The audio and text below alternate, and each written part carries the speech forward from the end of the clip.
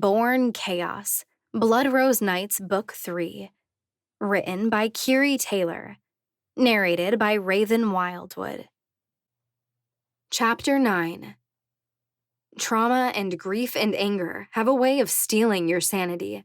They can be just as powerful as a drug. I don't remember most of the day. My feet move, needing to keep in time with the rolling thoughts going through my brain. I think I wander through Old Town. Something in the back of my brain remembers being near the water, maybe even along the Chicago River. By the time my brain starts functioning again, I realize I'm at the top of the John Hancock building. It's beautiful up here.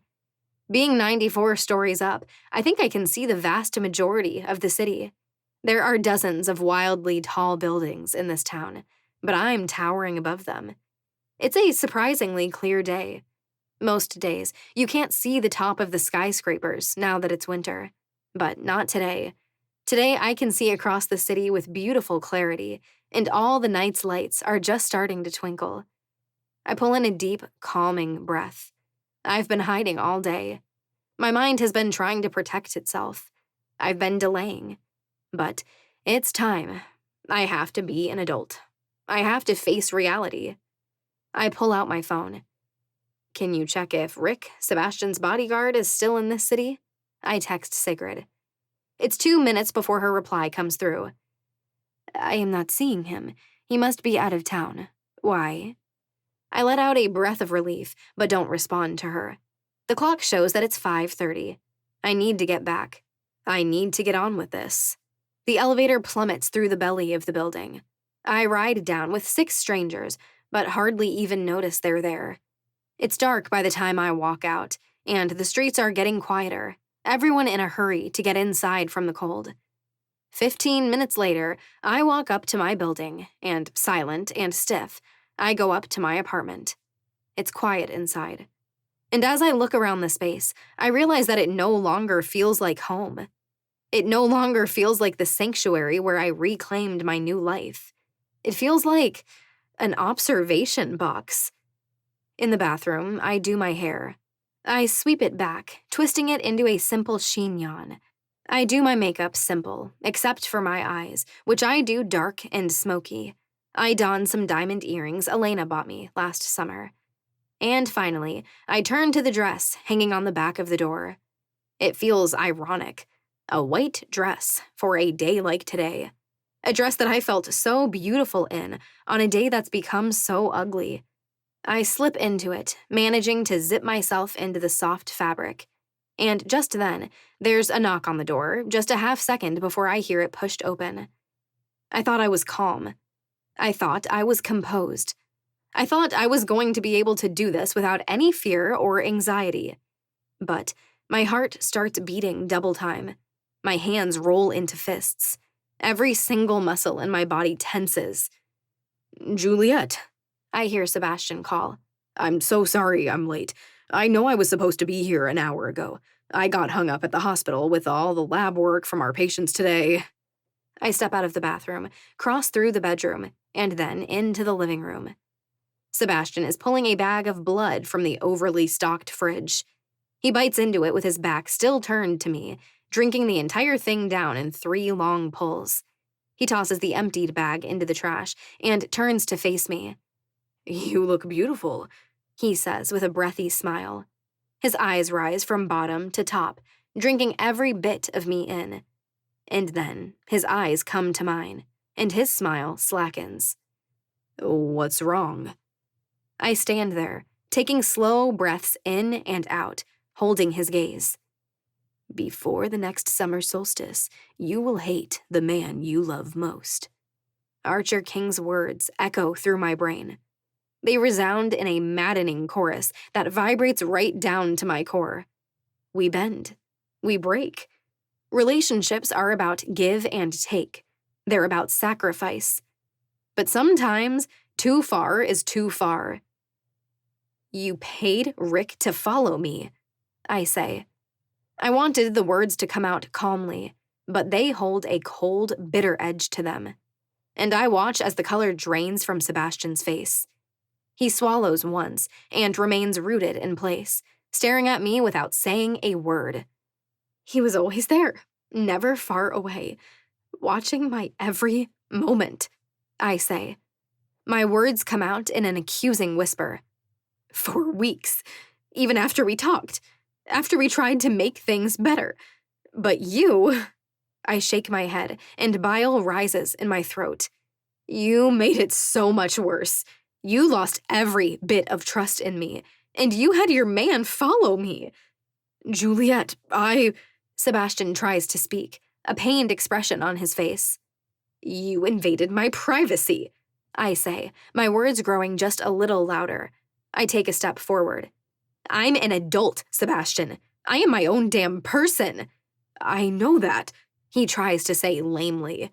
I shake my head. I'm not your child. You don't get to control where I go or what I do, and I'm not your property. I know, he says.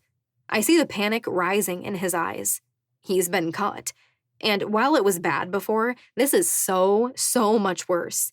You don't, I snap. My eyes widen, and my heart feels like it's in my throat. You really don't, Sebastian. You say you love me, but then you go and pay someone to stalk me 24/7. That's not love. That's obsession. Don't you say that, he retorts, the look in his eyes and the sharpness in his voice hardening. You have no idea how much I love you. I'd do anything for you, Juliet. Anything but let me have my freedom or my privacy, I bite. I can't lose you, Juliet, he suddenly barks out, his eyes igniting with red embers. I can't lose you, and you keep insisting on doing all of this insane, dangerous shit. I already lost one woman I loved. I will not let it happen again. I thought that was what keeping the necromancer alive was all about, I quip as I fold my arms over my chest. Sebastian closes his mouth, grinding his teeth. He's been called out on his bullshit, and I'm not backing down. Just then, both our phones ding. Mine is sitting on the counter, but Sebastian pulls his out, checking the screen. That's Elena, he says, dread and darkness in his eyes. We were supposed to be there 5 minutes ago. He tucks his phone back in his pocket. Juliet, we can talk about this later. We will sort this out. But we have to go. Everyone is waiting on us. A huff leaves my lips, and I shake my head in disbelief. This is some serious, deep shit.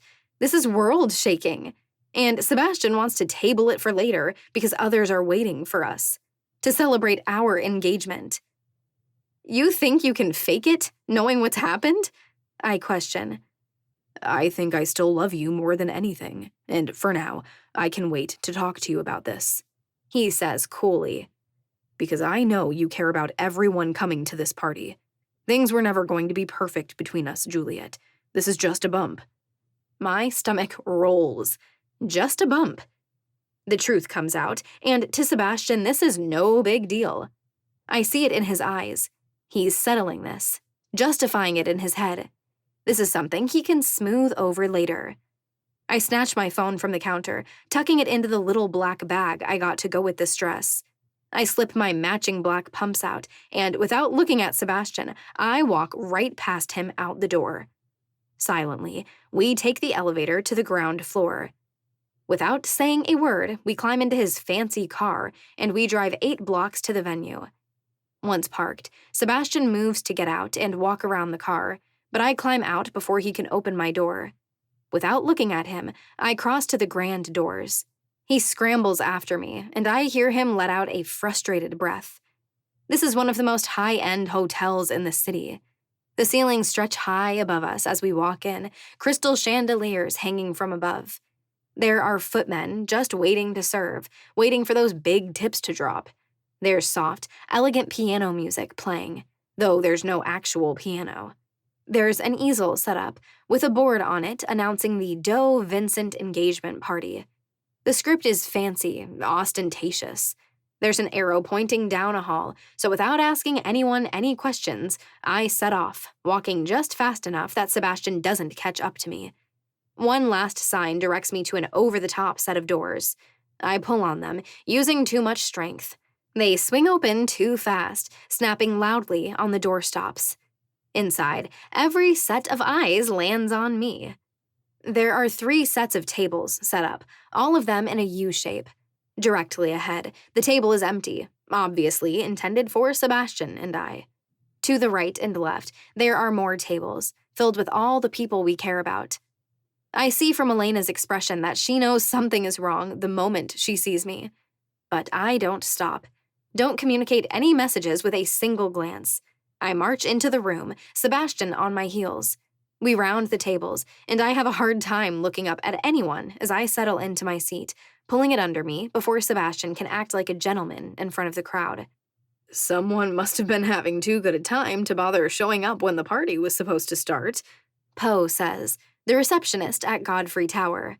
I like the man, a lot, but right now I can't look at him. I can't even crack a smile. The room falls awkwardly silent.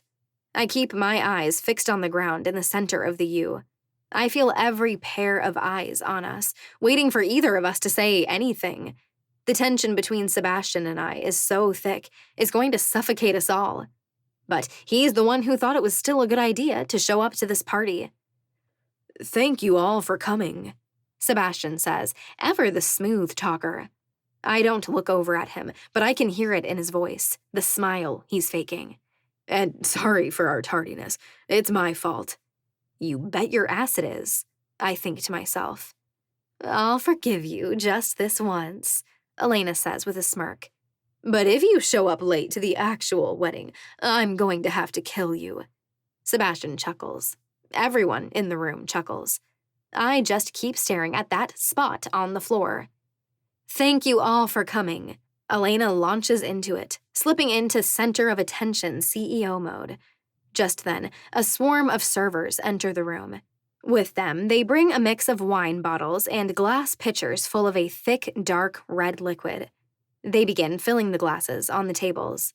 This is something I always wanted to do, but honestly never really thought I'd get the chance to. Who doesn't want to throw their best friend a party like this? Once again, the room laughs. Elena loves any excuse to make a big deal of something. But I kind of always thought no one would ever be able to handle the most amazing woman I've ever known. Finally, I look up to meet her gaze.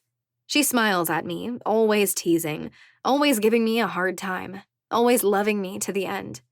She raises her filled glass. So, Sebastian, congratulations. You've got a wild one on your hands. I hope you're ready for a life of adventure. Oh, if only she knew. If only she knew how little Sebastian really could handle it.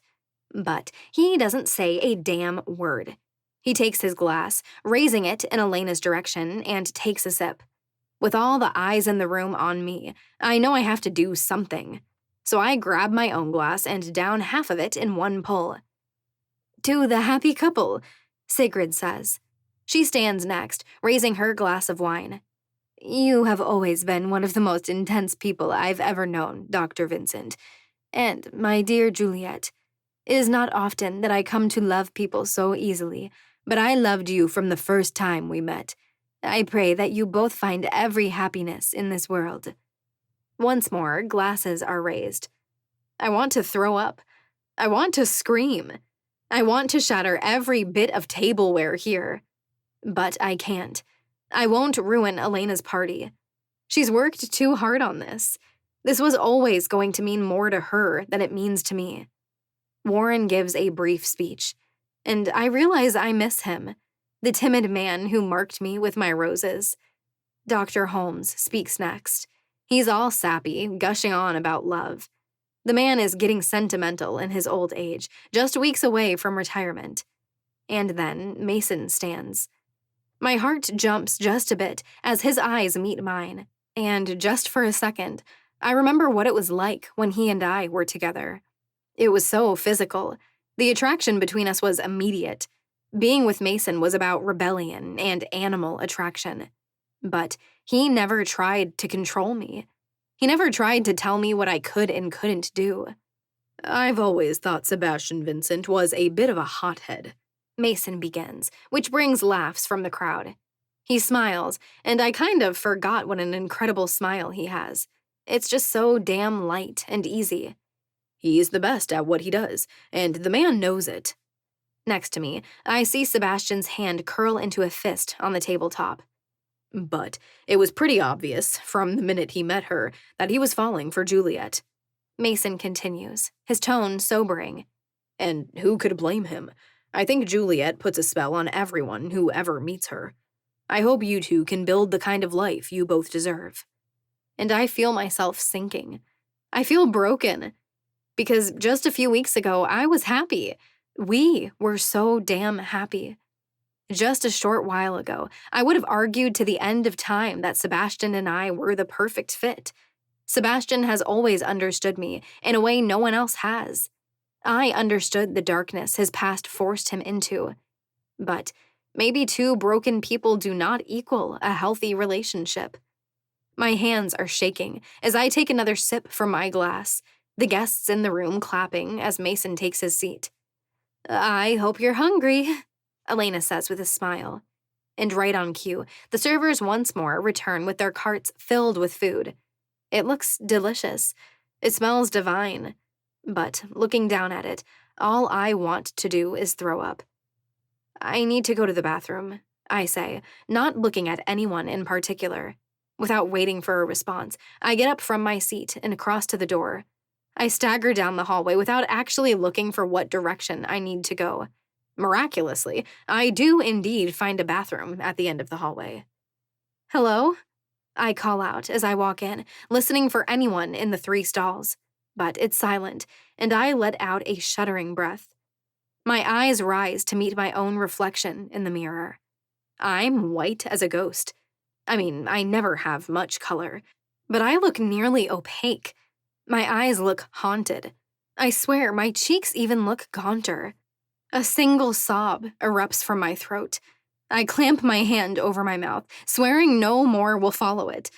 But as I look into the mirror, my reflection haunts me. Who the hell am I? Am I the woman who stays with a man who controls her? I love Sebastian. I love him so damn much. But what he's done. My breathing picks up, pulling in and out of my chest harder, faster, and adrenaline blazes through my entire body when the door squeals and swings open. In steps Roman. His vivid blue eyes lock on me instantly. They narrow, searching dark and deep. What did he do? Roman growls. Tears spring in my eyes. I feel like I can't breathe. My entire body feels like it's slowly hardening into concrete. I shake my head, squeezing my eyes closed. I don't remove my hand from my mouth. I can barely do anything at all, or I feel like I'm going to completely shatter. Juliet, Roman says, his voice soft but dangerous. Something isn't right. Something? Nothing. Nothing is right. The whole damn world is crumbling and it's taking me down with it. 2 tears push their way out onto my cheeks. Do you need out? Roman asks, and I've never heard so much conviction in his tone. I can't speak. My entire body starts shaking so violently, I'm sure I'm cracking, splintering. Breathe, my lungs scream, even though they don't actually need the oxygen. Breathe. But I can't. I can't. Come on, Roman says softly, and I feel the warmth of his hand at my lower back. Let's get you out of here. I can't. I finally find words. I shake my head. Sebastian won't. I'll deal with Sebastian. Roman glowers, and embers swirl in those blue eyes. I'm not brave right now.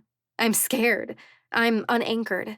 But at the confidence, the danger in Roman's eyes, I find just enough bravery to set one foot in front of the other.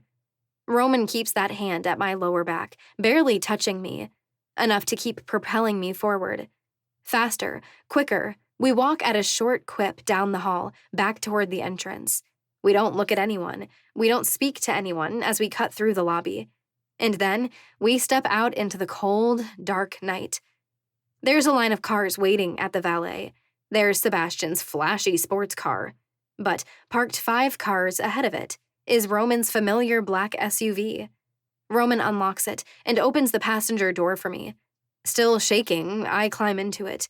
I'll be right back, Roman says darkly, and before I can protest or express my complete terror over him walking back inside, he closes my door, and I watch him walk right back into the hotel. Numb. I accept it. I invite it. I need numbness just to get me through the next little while. It's the only way I'll survive this. So I stare at the doors to the hotel, and I become numb. 1 minute goes by. 2, 4, 5 minutes and 19 seconds since he walked back inside. Roman DeLuca walks back out through those hotel doors. He looks like he's in one piece. His face isn't broken up. His black clothes don't look rumpled. With an intense expression on his face, he crosses back to the SUV, rounding to the driver's seat. He climbs into it and starts the engine.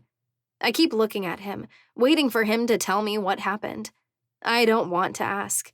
I don't have the emotional energy to beg him to tell me what just happened inside, who he talked to, if anything violent happened. But Roman doesn't say a word. So, silently, we drive through the night. I assumed he would take us straight to Roman Nights. Instead, he points us north. Block after block, we pass pedestrians and endless buildings. Roman crosses the Chicago River and continues on north.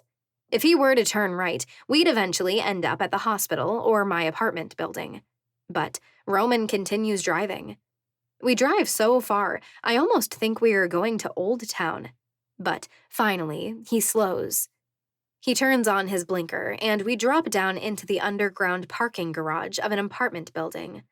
He immediately hooks to the right, and there, right next to the entrance, there is a row of parking spots, all marked Rose Securities. There's only one car parked in the dozen spots. Roman pulls into the one closest to the door. Killing the engine, he pockets the keys and climbs out. I have no idea where the hell we are, but all that matters is that I'm not in a place Sebastian controls. So, without question, I follow Roman to the door. He holds it open, and we rise back up to the street level. Roman immediately hooks left, and right next door, Roman heads for the front doors of a church. It's definitely not one of the most remarkable in the city. Its exterior is this light stone. It has a big arched window in the front, with Gothic ironwork woven throughout it. It has a spire with a green copper roof atop it. It's beautiful, in a simplistic way. Roman enters a code, pulls the wooden door open, and stands there, waiting for me. Having no idea what to expect, I walk up the stairs and through that door. The chapel is beautiful, though I guess it couldn't really be called a chapel anymore. All the pews have been cleared away. Every religious symbol has been removed. But there are still the towering ceilings, filled with intricate designs. Ornate columns climb the walls, supporting the roof. Arched windows are currently open, but the heavy drapery to either side tells they are all definitely closed during the day. There are half a dozen desks spread throughout the space. Most of them hold enough monitors and computers to make this look like a sidekick's headquarters. There are 3 motorcycles parked in one corner. But Roman doesn't stop to explain any of this. With his eyes fixed forward, he stalks straight for a doorway to the left of where there should be some kind of pulpit, altar, whatever would be front and center.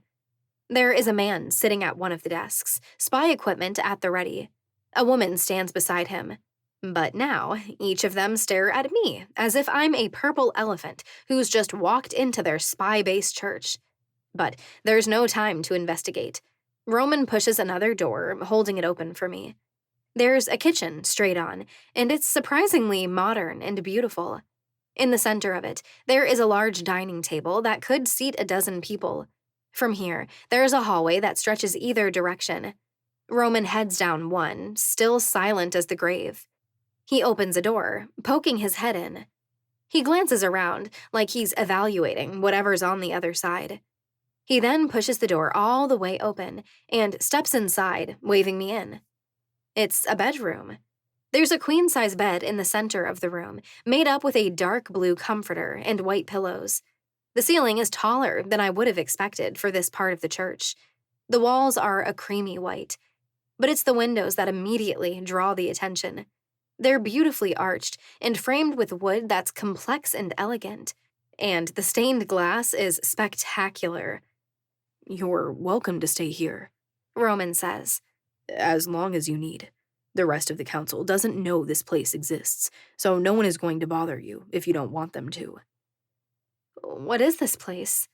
I ask, finally finding my voice. My brows furrow as I look at the man who is surprising me more and more by the minute. Roman looks around. "My actual base of operations. It's a secondary location. The majority of the things are run out of the club. But I bought this place 10 years ago. I like having a backup plan, self-reliance. Sometimes people don't act the way you expect them to." That's for damn sure. I breathe. Roman's eyes slide back over to meet mine. "I won't ask you to tell me what happened, Juliet. I'll only ask this. Was it bad enough he deserves to be taken out?" Goosebumps flash over my arms, crawling up the back of my neck. Emotions surge in me, and I hope I keep my eyes from turning red again, from welling, but I'm not sure I'm successful. No, I answer. What he did was horrible, but it doesn't justify him needing to die. Roman only nods once. "My people come and go from here," he explains. "So don't let it freak you out if you hear someone come in and out, if you hear people talking. Things are fairly quiet in the city right now, until we know what's happening to the sick vampires and the gifted. So there won't be a lot of traffic. My room is just across the hall if you need anything." Stiffly, numbly, I nod.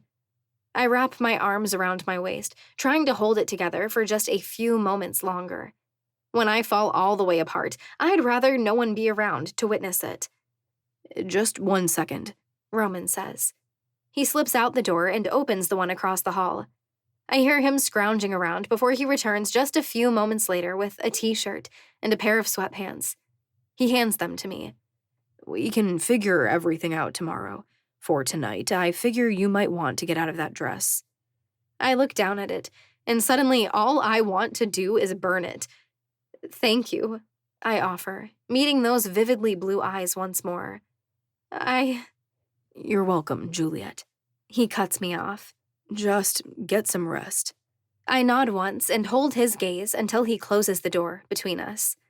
Holding in a stiff breath that I very, very slowly release between pursed lips, I turn, taking in the new, unfamiliar place I've found myself in. There's a dresser across from the bed, but nothing else. I find an attached bathroom. It's simple, with an old clawfoot bathtub, a pedestal sink, and a toilet. I fill the bathtub. I sink down into its depths, closing my eyes and releasing what feels like the first breath since that night at the club. I thought I was going to fall apart as soon as I was alone. I thought I'd sob and wail, and that I was going to have to try to be quiet in a church full of vampires with impeccable hearing. But as I sit in the bathtub, alone, in the dark, I suddenly feel like I can breathe. I feel an immeasurable amount of tension release from my shoulders. That means something. I know it means something. I shouldn't feel relieved right now. But it's been too terrible of a day.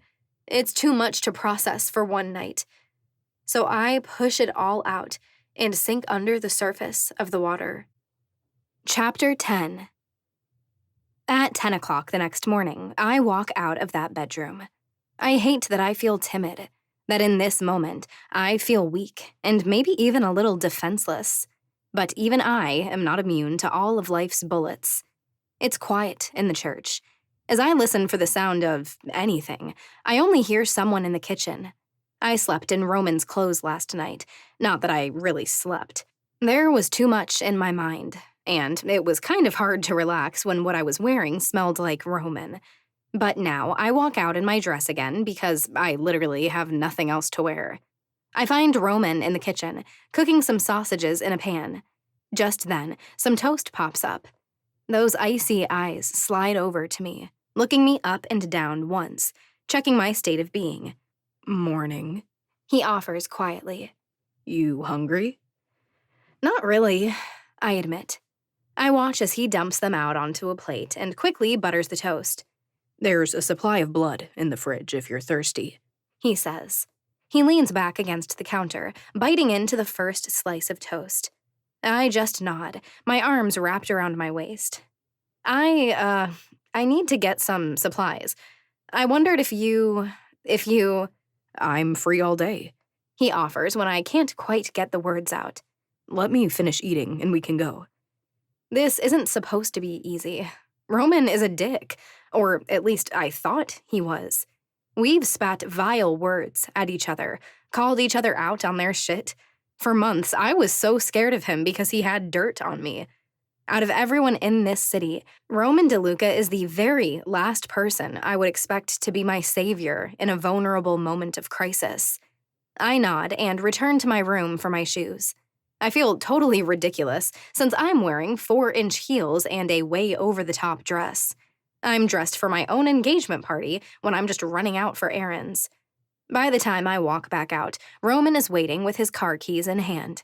Ready? Yeah, I say through a scratchy throat. We walk back outside, barely even needing sunglasses. The day is so cloudy. We drop down into the parking garage, and I buckle in while Roman backs out of his parking spot. I just need a few days to think things over. I start talking as soon as he pulls out onto the road. I don't even care where he's taking us. I can't go back home yet.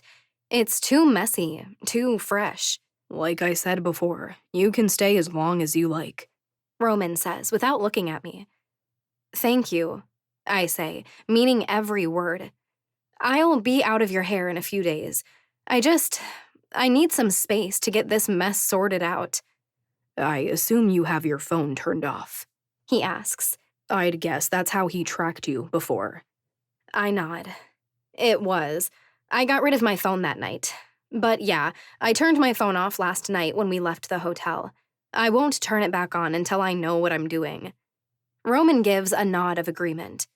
I suggest you don't use your cards to pay for anything until then either. If he's desperate enough, Sebastian could use that to track you as well. I swallow once, looking out the window. I hadn't thought about that, but I've seen just how desperate Sebastian can get. I'll pay you back. Roman simply gives a noise of acknowledgement. Just then, his phone blares out, and the Bluetooth connection to his car displays Elena's name on the dash screen. How many times has she called? I ask. My throat suddenly feels dry. About 20, Roman answers as he declines the call. Mason? A dozen or so, and Sigrid has called at least 10 times. So there must have been at least a little bit of a scene when Roman walked back into the hotel last night. Did you call him out in front of everyone? I ask, numbly. I see his grip on the steering wheel tighten. No, he answers, and I can tell he's being honest. I simply informed him that you wouldn't be coming back to the party.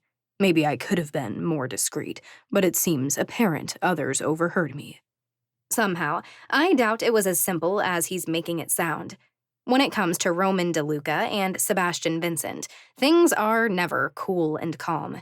I don't press the subject, though. I stare out the window, and Roman cuts through the light traffic. Honestly, I have no idea where we are when we pull into a parking lot. I just know a smile crosses my lips when it isn't some high-end store he heads to. Good old Target. When life gets tough, you can always count on Target. Don't let me forget, I need to grab some eggs while we're here, Roman says as we climb out of the SUV. It makes me smile. It's so damn normal. Maybe one of the most normal things someone has said to me since we arrived in this city. Don't forget the eggs. It isn't life or death. It isn't something that costs hundreds or thousands of dollars. It isn't some big, extravagant gift. He just needs eggs. Got it, I say, as I slip out of the car. I feel ridiculously overdressed as we walk through the doors, as I grab a red shopping cart and start pushing it through the aisles. But no one says anything. That's the beautiful thing about strangers. You might have to endure their glances, but are they really going to come up to you and ask? Usually not. I wander through the clothing aisles.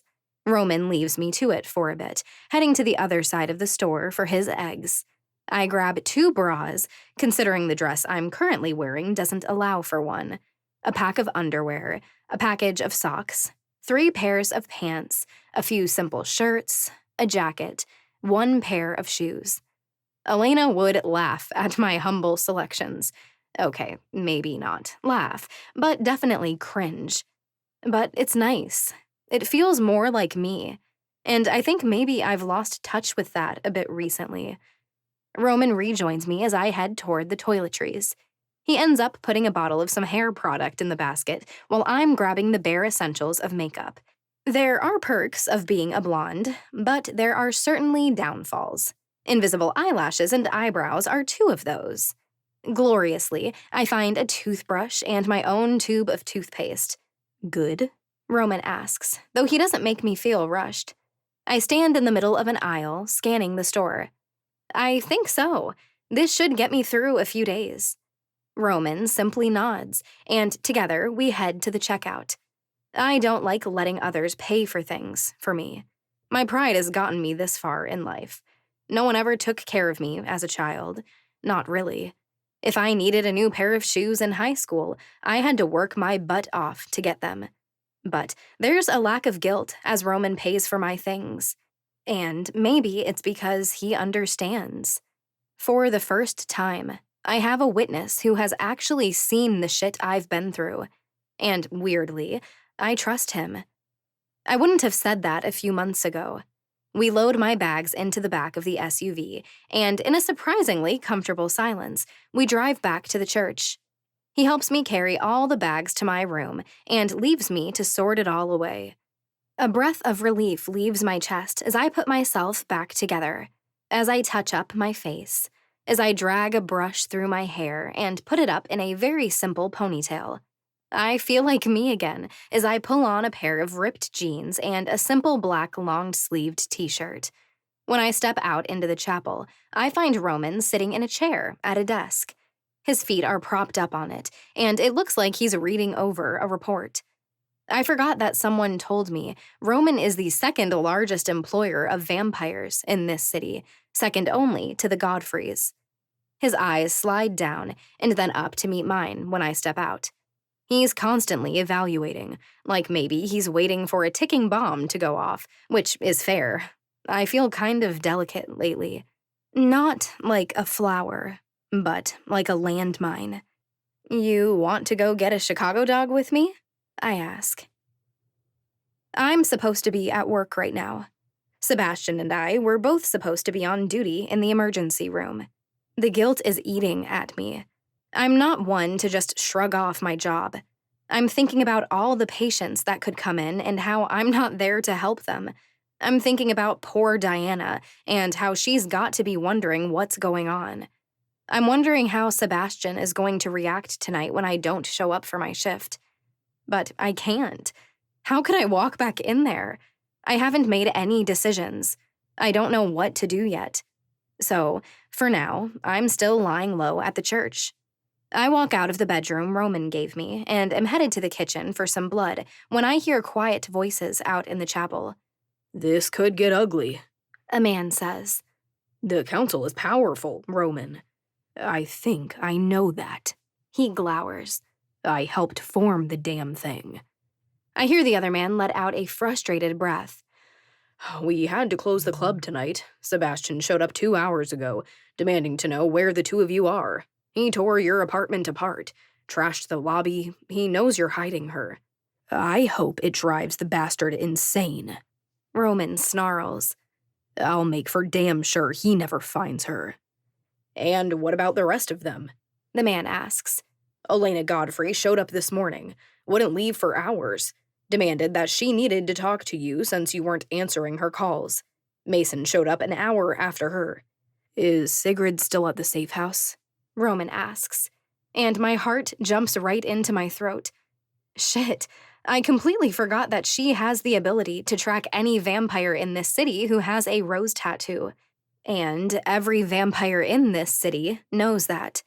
She's who Sebastian would have gone after first. "Yes, though she's not happy about it. She wants answers. Now. I'll talk to Juliet, Roman says.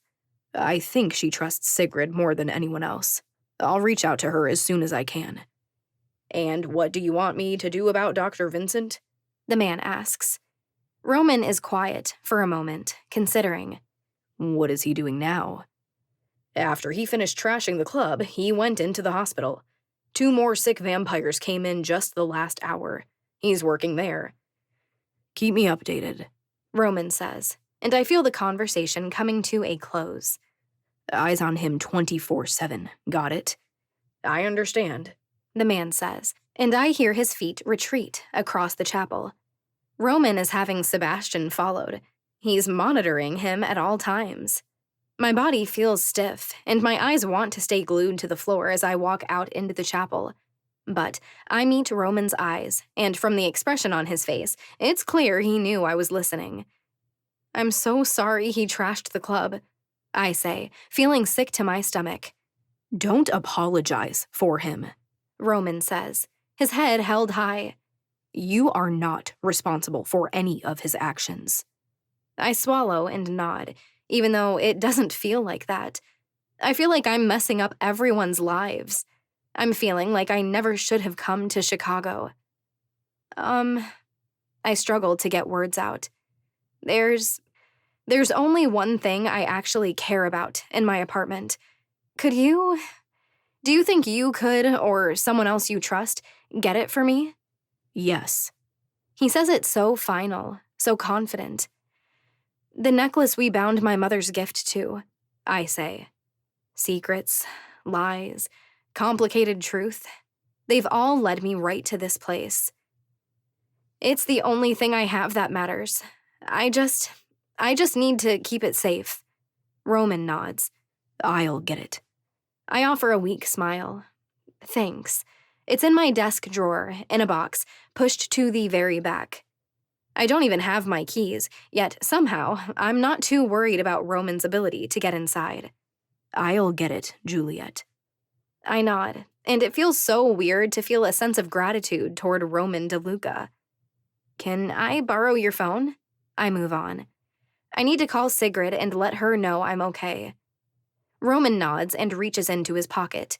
He pulls out an old-style flip phone. It's a burner. Sebastian obviously has my number. I didn't want to risk the possibility he'd track my phone, too. I nod, completely humbled that he's going to all these lengths to keep me out of Sebastian's reach. Thank you. I'll bring this back in just a bit. Roman simply dips his chin in a quick nod and strides off to one of the desks. He drops down at the computer, settling right into work. I wander back into the bowels of the church. I find a spiral set of stairs and follow it up. It leads to a bell tower that no longer has a bell, but it looks out at the city from this lower level. The air is cold, still the dead of winter, but it feels fitting for everything that's happening right now. My fingers know Sigrid's number by heart and dial them in, barely shaking. I press it to my ear, and it rings 4 times. Hello? Her Norwegian-accented voice comes through the line. Sigrid, it's me, I say softly. Juliet, would you please tell me what in Odin's name is going on? Her tone is completely panicked, and I don't blame her one bit. I'm really sorry for all of this, I say. My stomach clenches. My palms feel slick. I heard Roman had you taken to a safe house. Yes, after you walked out on your own engagement party and Roman DeLuca came in to tell your fiancé you were not coming back, looking like he'd tear every one of his limbs from his body. My eyes slide closed, and an exasperated sigh slips out of me. I need to know how that night played out, but I so do not want to know. I think maybe you could tell something was off that night. You think? She questions. I think everyone in the entire city of Chicago knew something was not right between you and Sebastian. I pause, letting it all sink in, letting it all digest. You told me once that there was a darkness in Sebastian no one would understand. I thought I did, and to some degree I do. But things went too far, and I'm not sure how they can get fixed. Juliet, what happened? She nearly demands, though her tone is flat and calm. One deep, steadying breath in and out. I need to ground myself, to stay put in the present and not let the past suffocate me. Sebastian followed me one night. I begin.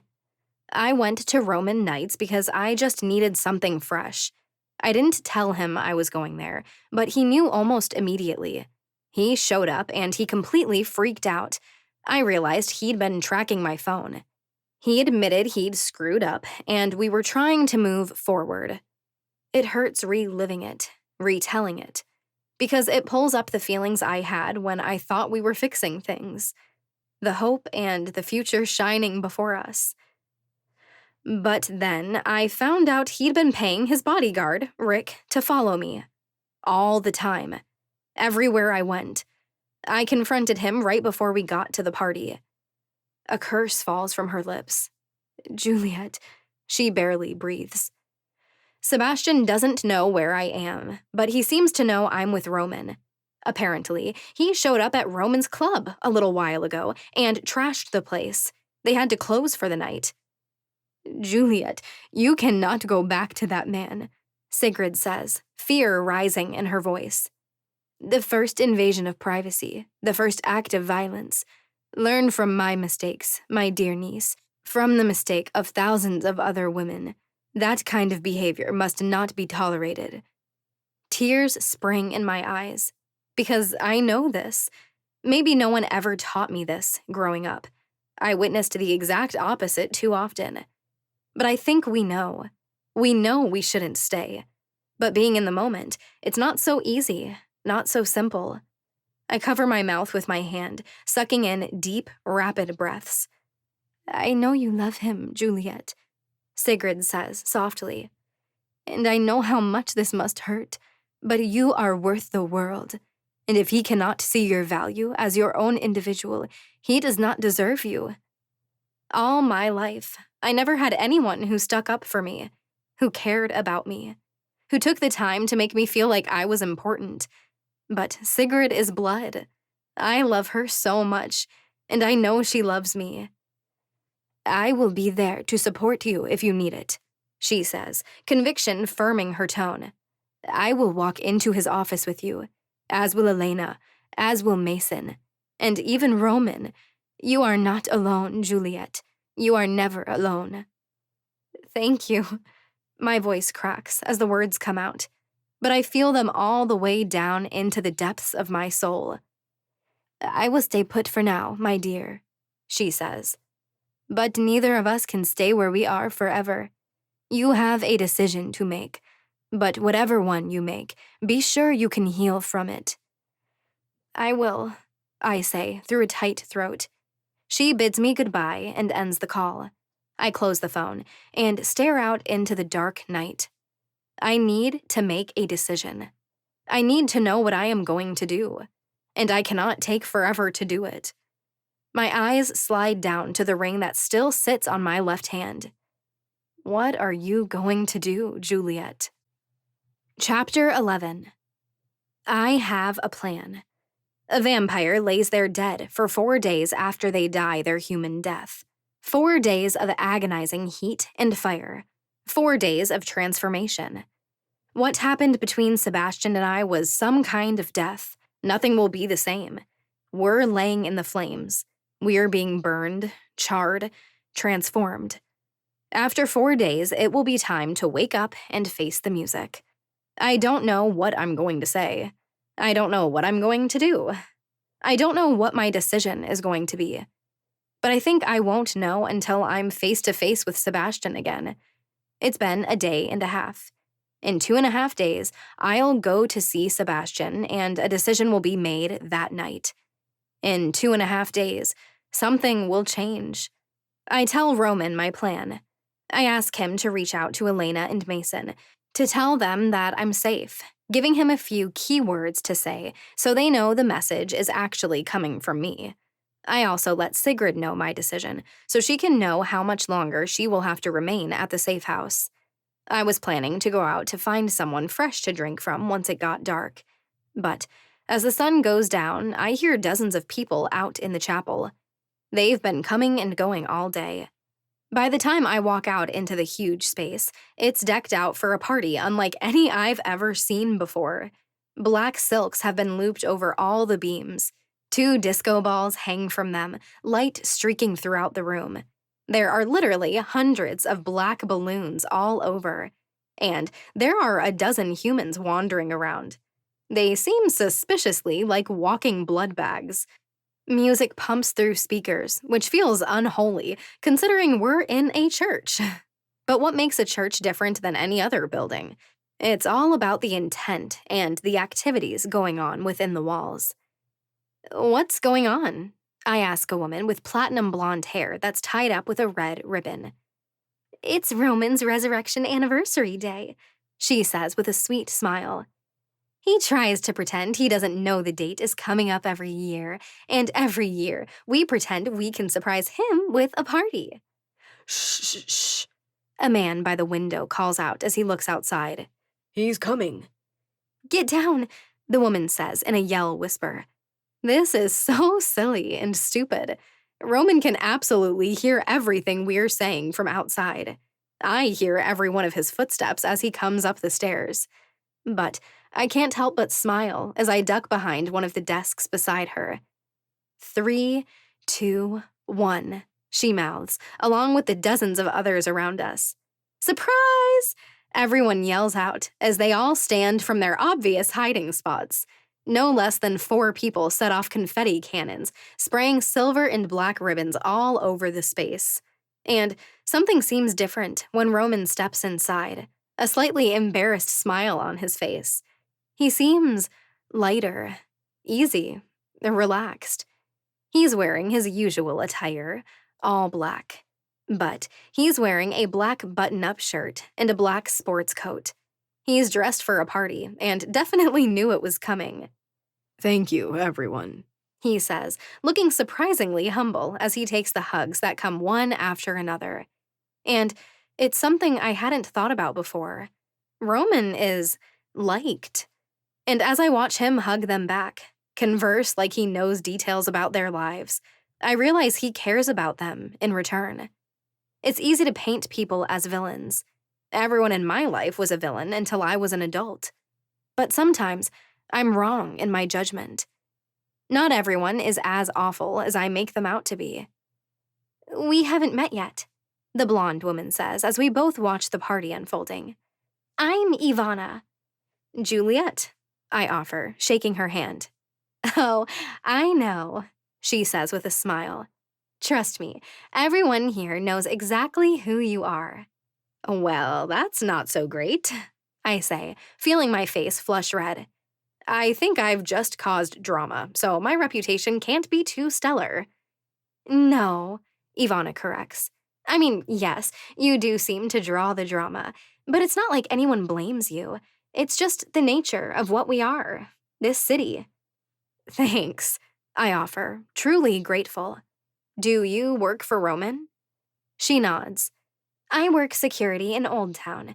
There are 3 of us assigned to each part of the city, and we rotate so that someone is always on duty. I've been working at Rose Securities for 3 years now. And before that? I ask. I resurrected in Salt Lake City, she tells me. My family was living there, but they kind of freaked out when none of us could make sense of what I was. Who knew I was adopted? Yikes, I say, chuckling with her. Oh, yeah, she laughs. Anyway, I moved away, thinking it would make things easier. I spent a few months in Cincinnati. I met another vampire there. They told me that there were more like me in Chicago, so here I am. Seems to be a common story. I guess I can be grateful I didn't resurrect alone, I say, sliding my hands into my back pockets. Though I kind of thought Roman was going to kill me before I spent 24 hours here. You're an important person, she says. Her eyes slide over to meet mine, one of her brows arching. Roman doesn't drop everything for just anyone. He takes his job seriously. It's been weird having him kind of off the grid the last few days. I'm really not sure what to say to that. My eyes find Roman across the chapel. He's standing with a circle of people. Every one of them looks happy, at ease. Roman is smiling, and that's something I've only ever seen him do once. We could have been considered enemies up until the last few weeks. What kind of person drops everything to help their enemy? Enjoy the party, Ivana says with a light touch to my arm before she walks away to join a group of people who just walked in the door. Just then, Roman's blue eyes shift across the space, catching mine. There's something contemplative there, something light, something a little hopeful. He waves me over, and feeling like a socially awkward butterfly, I head in their direction. Juliet, I wanted you to meet my staff, Roman says. This is Jay Casper, my second in command. Oh, Jay Casper is something to look at. He can't have been more than 30 when he resurrected, but his hair is completely white. It's cut longer on top, shorter on the sides, and is slicked back. His skin is strikingly white. I'd almost think he was an albino, but those vibrantly green eyes prove that untrue. He has extremely chiseled features and lips that I'm jealous of. Hi, I say, nearly stupidly. It's nice to meet you, Juliet, Jay offers. His accent has got to be Russian. He takes my hand, raising it to his lips, pressing the lightest and briefest kiss there. Your reputation precedes you, but it does not give justice to your beauty. My eyes were liars, then, because I never saw true beauty before tonight.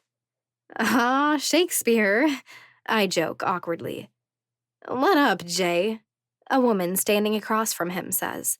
The woman is engaged. I think I may be able to change her mind, Jay says with a coy and cunning smile. Don't make me regret letting you stay, Roman growls. Put it back in your pants, Whitey. Jay smacks Roman up the backside of his head. I told you not to call me that. Then don't be such a horny Siberian, he chides back. It's kind of comical watching them. They're such polar opposites, physically, besides the color of their eyes.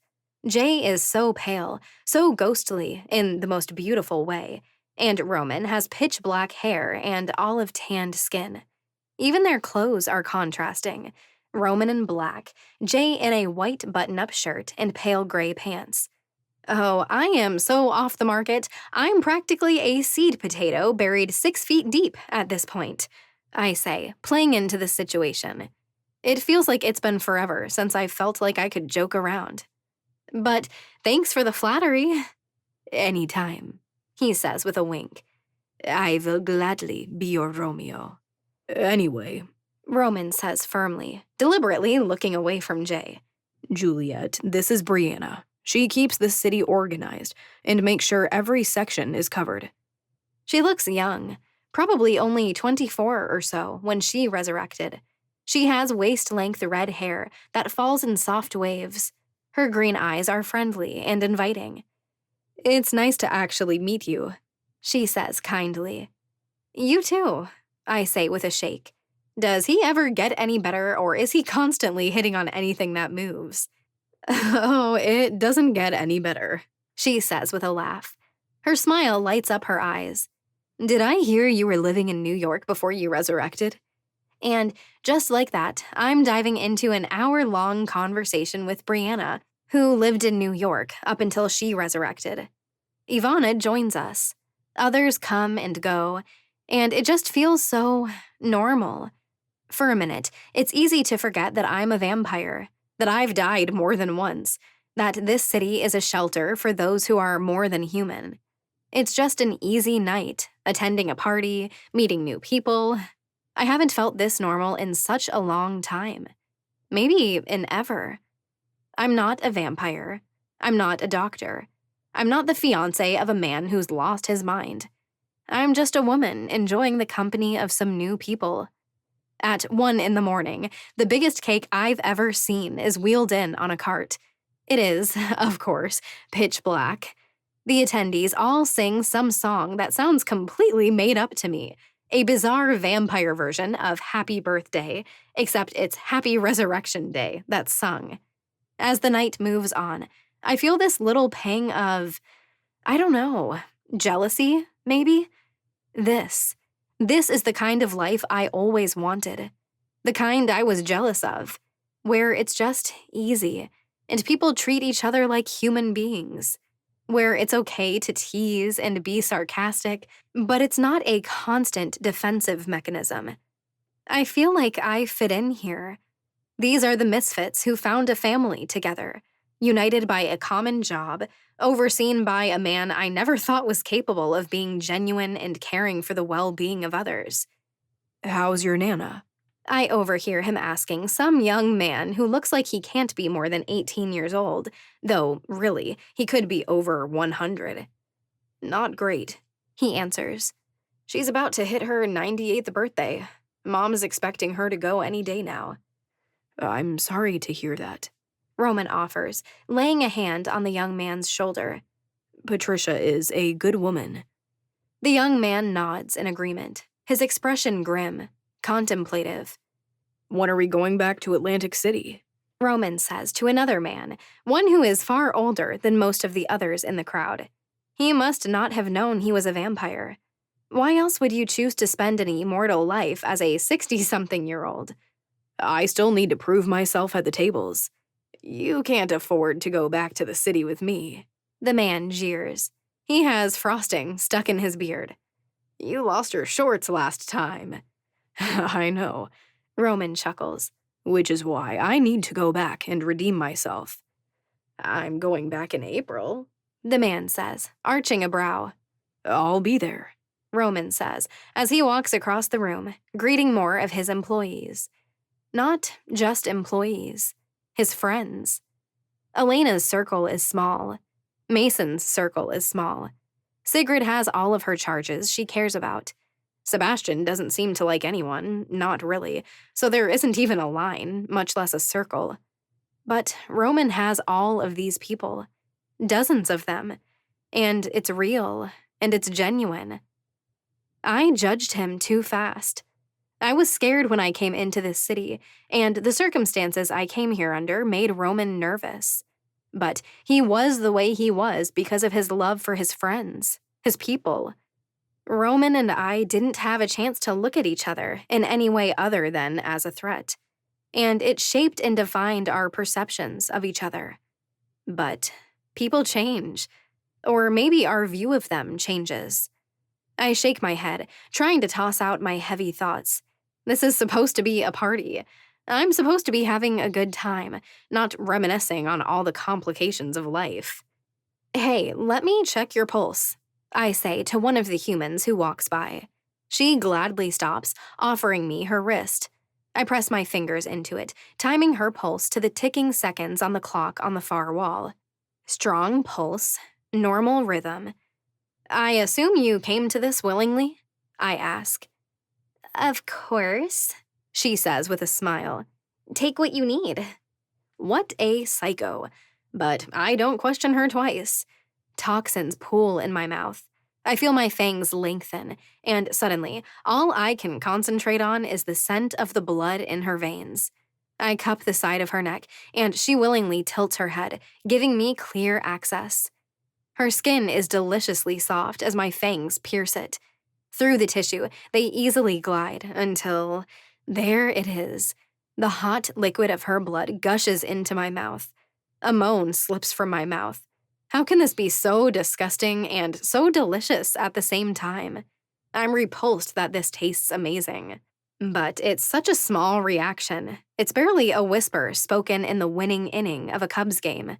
I pull, I suck, I swallow.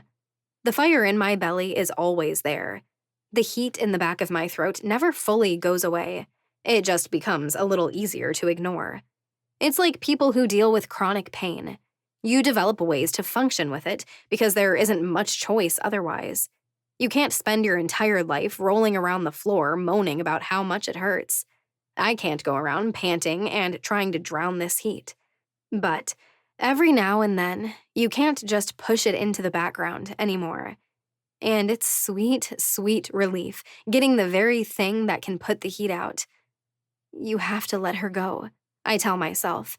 Internally, I've been calculating how many ounces of her blood I've been taking. I have to stop, or she's going to be woozy. I have to stop, or she'll be done for the night, and I can't be that selfish. I have to stop because supposedly, if I were to take too much, she would turn into a bitten, and from what I've been told, that's a big no-no. So, I let her go. I lick the wound closed, watching it heal before my eyes. The woman seems a little dazed as I hold on to her, making sure she stays upright. But she blinks and I see her focus return. She stands straight. "Thank you?" I say awkwardly. She just gives me this dreamy nod and wanders into the crowd. I look over the people here. It's thinning a bit. It's been going on for hours, and even vampires are only party animals to a limited extent. Hell, half the people would be old and dead if they weren't immortal beings. An early bedtime would be the norm for another quarter of these people, I'd bet. Needing some fresh air, I step back into the hallway of the church. I follow the hall to the end. There, I find a set of stairs that rises up and then lets out onto the roof. I wander out and sit on the edge, looking out at the city. Despite everything, it's been a good night. I don't want to admit it to myself, but I feel like I can breathe a little easier. I don't feel like I'm slowly suffocating, as if a hand is slowly closing around my throat. I didn't realize it at the time, but that's what was happening. Slowly, Sebastian started closing his hand around my throat. I think it started the day Roman carried me into the hospital, after Archer King liquefied my insides. I died, came back, and nearly died again. I think that was the trigger. Sebastian does love me. I love him.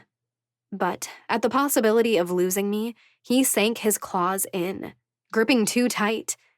It felt loving at first, and maybe it was. No one had ever cared if I lived or died. So, to see the way Sebastian was affected that night, it had sealed my soul to his. But maybe sometimes love gets twisted. Maybe love isn't holding on to someone as tightly as you possibly can. Maybe love is giving someone the space they need to breathe. Maybe it really is setting them free. I look back at the sound of a door. In the dark, I see the shape of Roman Di Luca walk through, stepping out onto the roof. Slowly, casually, he walks toward me, his hands in his pockets. He slows as he reaches me, sitting on the ledge, giving a few feet of space between us. "That was some party," I say, breaking the quiet. The air is shockingly still tonight. There isn't one bit of breeze ruffling my hair. It's cold, way too damn cold, but it doesn't seep into my bones, not like it used to. "Were you surprised?" So surprised. He says with a shake of his head and a huff of a laugh. Never saw it coming. I smile and watch as Roman reaches into his pocket. He withdraws the necklace, glowing red, containing my mother's gift. He hands it to me, and I take it with reverent gratitude. But I can't. I can't get into the depths of what this means to me. So instead, I look out into the sparkling lights of the city and move on. I like your people. I mean, I know I didn't meet everyone, but sometimes you can just tell. They're good people. They are. Roman agrees with a nod. We're careful about the people we hire.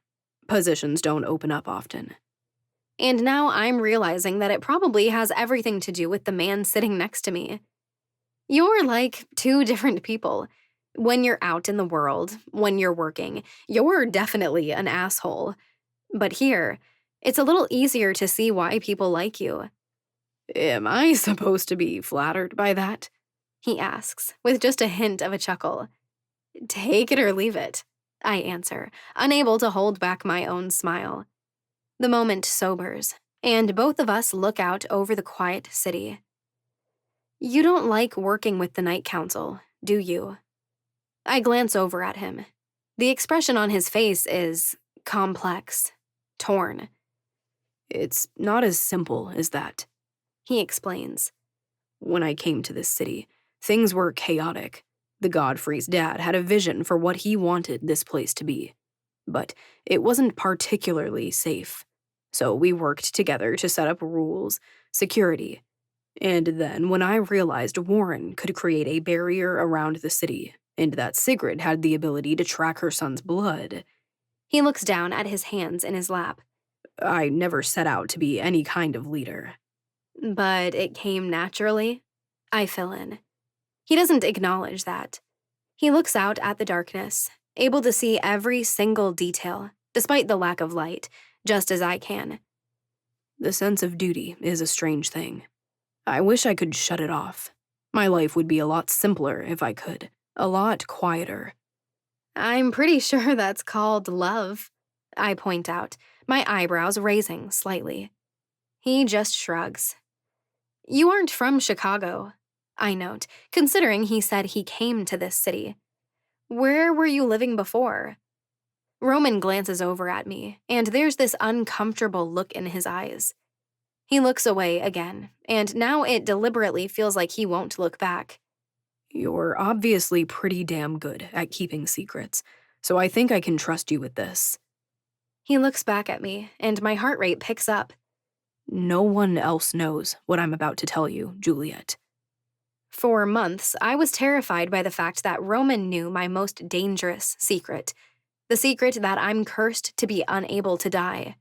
Our relationship was so strained, I expected him to use it against me every chance he got.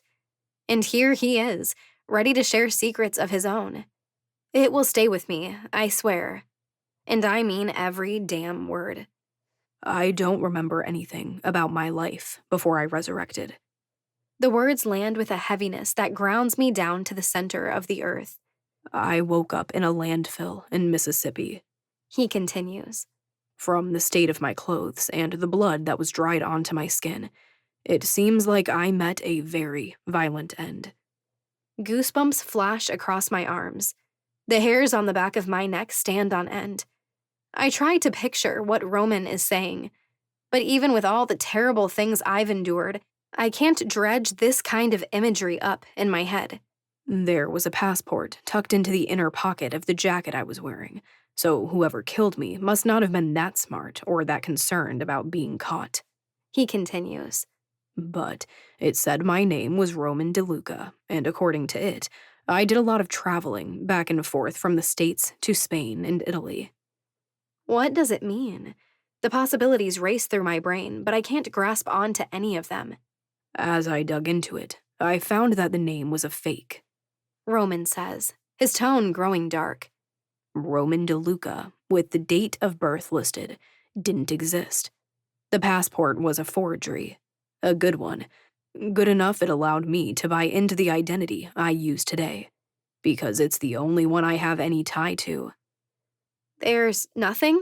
I ask, utterly hooked by Roman's completely unexpected story. No glimpses? No familiar faces? No dreams that might be from before, even? Roman shakes his head. Nothing. I can speak 3 languages. I'm just as fluent in Italian or Spanish as I am in English. But I don't even have a memory of what my favorite food must have been. Roman doesn't even know his real name. He's just taken one because it was on some papers he had on him. I blink hard, my mouth slightly agape as I stare out into the dark. It must have been some kind of blunt force trauma before you were killed. And it must have happened long enough before you died your resurrection couldn't heal it. I mean, I didn't resurrect with a stab wound in my gut. Whoever attacked you must have caused some kind of damage to your memory, amnesia or something, and it stuck long enough that your resurrection couldn't override it. Roman shrugs. It's almost like you know what the hell you're talking about. I huff a tiny laugh, though I don't really find the situation funny. I was going into neurology before I came to Chicago. Brains were interesting at the time. He crooks a little smile, though he's not actually entertained either. I spent 2 months trying to figure out who I was. But when it all led to dead ends, I realized something. What kind of good person has a fake name and a fake passport? What kind of good person gets so brutally murdered? What kind of good person gets dumped in a landfill? He's quiet for a minute, and I can feel the weight pressing down on him. It's in the way he stares vacantly into the dark, in the tightness of his shoulders, in the hard fist his hand is curled into, pressed into his thigh. So I let it go. He says, his voice coming out quiet and rough. I stopped looking for answers from the past. I became Roman DeLuca because why not? It was the only form of documentation I had.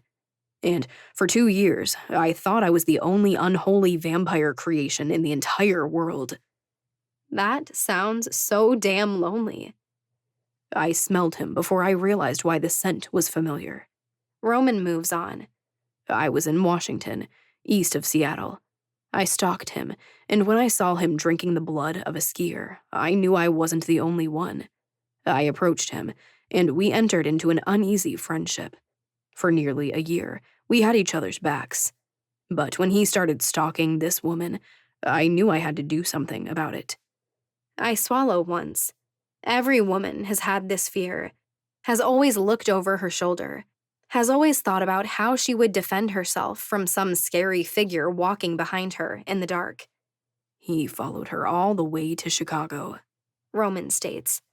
I went with him, and he was so fixated he didn't even care to ask me why. But he was escalating. He got demanding. He wanted her to say yes, and that wasn't what she was answering. So one night, when he broke into her apartment, I went after him. The silence that follows tell me how it ended. I've seen it before. Roman is brutal, savage. He's incredibly good at it. I meant to move on, Roman says. But Edward Godfrey had been watching me and the other vampire while we'd been in the city, and he approached me about working with him and organizing things into a better state here in the city. I told him no at first, but I was so damn desperate. He offered to pay me an insane sum. I didn't have much other choice but to hear him out, and I saw how it could be different. And here I am, 21 years later. Roman has been a vampire for 24 years. And in 24 years, he's never told anyone the full truth. Your story is incredible, I say, shaking my head in disbelief and awe. I had no idea. I can't imagine what that feels like, not knowing who you are. And I start to understand, to see Roman a little more clearly. Yeah, well, I'm not sure many people really know who they are, he says with a soft sigh. He sits a little straighter. We have to rediscover who we are every single day, because the world never stops changing us. I realize then that it's true. I'm not sure I'm the same person I was yesterday, and I'm definitely not the same person I was the day before that. Thank you for sharing with me, Roman, I say. I reach over, and I'm not nervous anymore when I grab his hand. His gaze falls down to our hands resting on the shingles.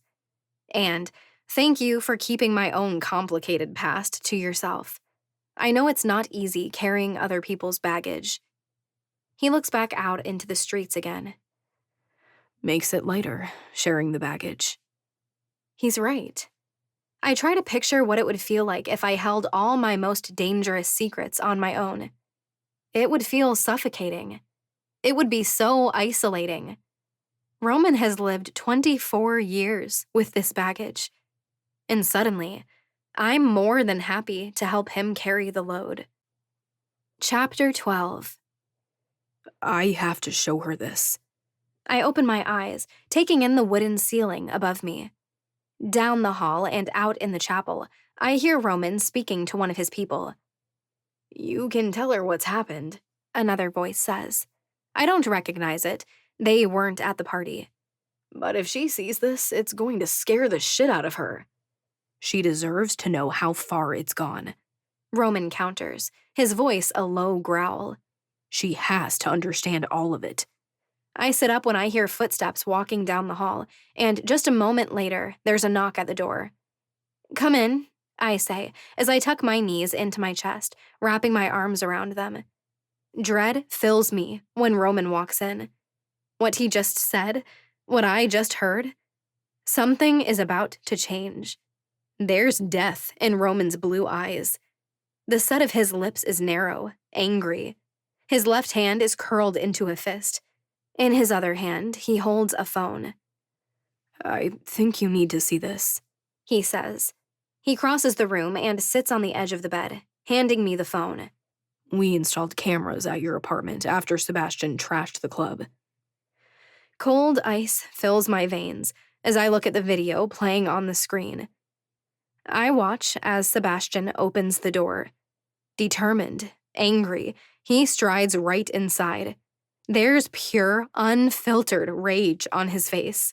His hands are curled into fists. He looks half crazed. He goes straight for my computer first. He drops down into the chair, and within 5 seconds, he has it unlocked. How he got my password, I don't know. Roman fast-forwards through the next 20 minutes as Sebastian combs through my computer. He stands up and goes into my bedroom. The camera view changes, and I watch as Sebastian proceeds to pull open every nightstand drawer. He dumps them each out onto the bed, combing through everything carefully. My heart thuds hard in my chest. Cold prickles on my hands. Sebastian next goes to my bathroom. He gets more frantic in his movements, clawing his way through all the drawers in there. He goes through everything, every makeup bag and every folded towel. He tosses my entire closet, going through every pocket. His breathing gets harder, and his eyes are swirling with embers. I realize my hands are shaking. It's hard to hold the phone steady enough to continue watching. He goes back out into the living room, and now he doesn't hold back. He tosses the entire place. A roar rips from his throat as he yanks every plate from the cupboard. I see his fangs extend as he literally tips the fridge over. And a demonic cry makes the speakers reverberate as he flips my desk, sending my computer crashing across the floor before it shatters when it hits the far wall. Where are you, Juliet? He huffs as he looks around at all the destruction he's caused. He stands there breathing so hard, I can see his shoulders rising and falling. It's as if he thinks I'll magically materialize, or the right clue will suddenly be written on the walls. But finally, he turns and stalks back to the door. He walks out and slams the door closed so hard, I hear everything in the apartment rattle. And then it's silent. My ransacked apartment lies still, broken, chaotic. Well, shit, I say as something bites at the back of my eyes. I quickly wipe at them, even though no tears have fallen. But I know I can't hide how red they have to be when I look up at Roman. He stares at me with sympathy and hesitance. I'm just waiting for him to tell me what he thinks I should do. If this were Elena, she'd be barking at me that I couldn't ever talk to him again. She'd be telling me we need to rip him to pieces or something. She'd have all the ideas, and she'd fight me until I gave in to whatever she deemed best. I thought you should know, is all Roman says. I know you're planning to go talk to him tomorrow, so I thought you should know. I blink as I look away, pushing 2 tears out onto my cheek. It just keeps getting worse. So much worse. Was he really like this all along? I don't realize at first that I've said the words out loud. Or did we do this to each other? You didn't make him do this, Juliet. Roman counters, his gaze hardening as he shakes his head. People always say love makes you do crazy things, I say hoarsely as I look back at him. I guess no one ever said those crazy things would only be good things. He doesn't say anything immediately. I can tell he's thinking that over, considering. And I appreciate that. He's not just trying to fire advice at me. He's not just trying to comfort and reassure me. Do you remember the things Archer said before we killed him? I ask. My voice sounds strange. It's amazing how emotions can affect us physically. I hold Roman's blue eyes, and it's obvious he remembers. I thought there was no way in hell his ability to predict the future could be for real. But a streak of tears suddenly pushes its way out, racing down my face. I squeeze my eyes closed, pressing my lips into a thin line to hold back the sob or scream that is just seconds behind them. And it shocks the hell out of me when Roman leans forward and wraps his arms around me. There's nothing conniving about it, nothing vindictive, nothing judgmental. He told me my lies would be my downfall, I say quietly against his shoulder. But some things you just can't tell some people. I was born cursed, and it's going to screw up my entire life. And it's never going to end, because somehow I can't die. Grief rips through me like I've been slashed across the gut. A sob finally gasps through me, and the tears don't stop coming. My entire body trembles, and I just want to fall apart and be absorbed into the fiery inferno in the center of the earth. Roman doesn't say anything. He's not the best with words, but he holds me tighter, and it feels so damn nice. When my world fell apart, the last person I expected to be there for me was Roman. The last person I ever expected to feel safest with was the man I once thought was a complete asshole who scared the hell out of me. But as I sob, as I let it finally rage through me, he just holds on to me, holding me together like a friend would. I don't know how long we sit like that. My body should start feeling stiff and a little numb, but I'm not human anymore. And I'm pretty sure this vampire body could sit like this for days before thirst would finally make me move. But it's Roman's buzzing cell phone that breaks the moment. You should get that, I say as I sit back, wiping my tear-streaked face. Hello? He answers, ignoring how I've soaked his shoulder. Can you meet me at the club? I hear Sigrid on the other end. You're supposed to stay at the safe house for another 2 days, Roman points out. This is important, she says, her tone firm. Be there in 20 minutes. And she hangs up. Let me come with you, I say as Roman stands. I scramble to my feet. I need to get out. I need to do something. Please? I know I'm desperate, pleading. And from the look on his face, it's clear he doesn't love the idea. But he doesn't say a word until he pulls the burner back out and dials a number. Where is Sebastian right now? He asks. Just walked into his penthouse 5 minutes ago. Someone replies. Thanks. Let me know if he leaves. The very second he leaves. Roman orders and hangs up. Let's go. I actually smile. I'm so damn relieved. I scramble to grab my jacket and my shoes, and we head outside. Roman barks where he's going to the one man who's sitting at one of the computers. And then we're out on the icy sidewalk, headed to the parking garage. It feels good to be going somewhere, to be doing something, even if I don't know what I'm doing. It's only been 2 days that I've been hiding out at the church, but it's felt eternally longer. As we pull out onto the street, I take a deep breath, feeling like the vice around my throat is loosening. It's a 20-minute drive to the club. Once upon a time, just seeing the Roman Knights sign gave me serious anxiety. Now I feel different. It's still complicated, but it's no longer bad. Roman parks, and together, we walk through the front doors. There's a full-on construction crew working in the lobby. And I stop in my tracks, taking in the damage.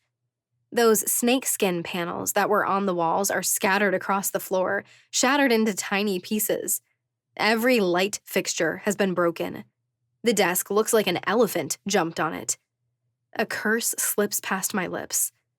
Don't worry about it, Roman says simply. He grabs me by the wrist and pulls me past it, deeper into the club. There isn't even that much to destroy here in the lobby. What must Roman's apartment look like?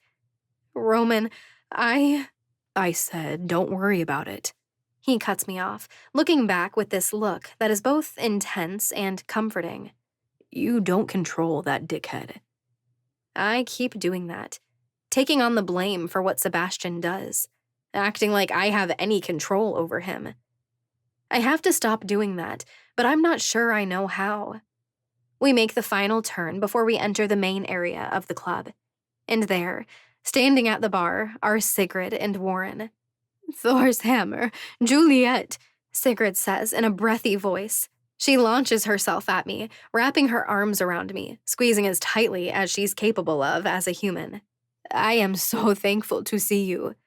"You too," I say with a grin, soaking in every bit of her love. "Are you all right?" she asks as she backs up to look into my face. "Not really," I admit, forcing a smile. "But I'm not looking to draw any more attention. I'm safe. That's all that matters." She nods in agreement, but she studies me, searching for any signs of damage, physical or emotional. I know the scars are already forming. It's an uncomfortable, familiar feeling. "What's going on?" Roman asks, sliding his hands into his pockets as he walks over to join us. "It happened," Warren says. His face is ghost white, and his entire body is trembling. I can't. "What's happened?" Roman asks, his brows furrowing. "I started feeling weird this morning," he says, looking ashamed as he looks up at his boss. "I thought maybe I was getting sick, and then an hour ago, it was just gone." "He's lost his gift," Sigrid states, gravely. A chill shoots through me. No. It's easy to not get too panicked about an emergency when it's happening to strangers. We've all been freaked out by what's happening to the gifted and the vampires. But until this moment, it wasn't real. "The barrier, it's gone," Warren says, his voice rough. "Anyone could cross it, and I won't have any idea." Roman curses.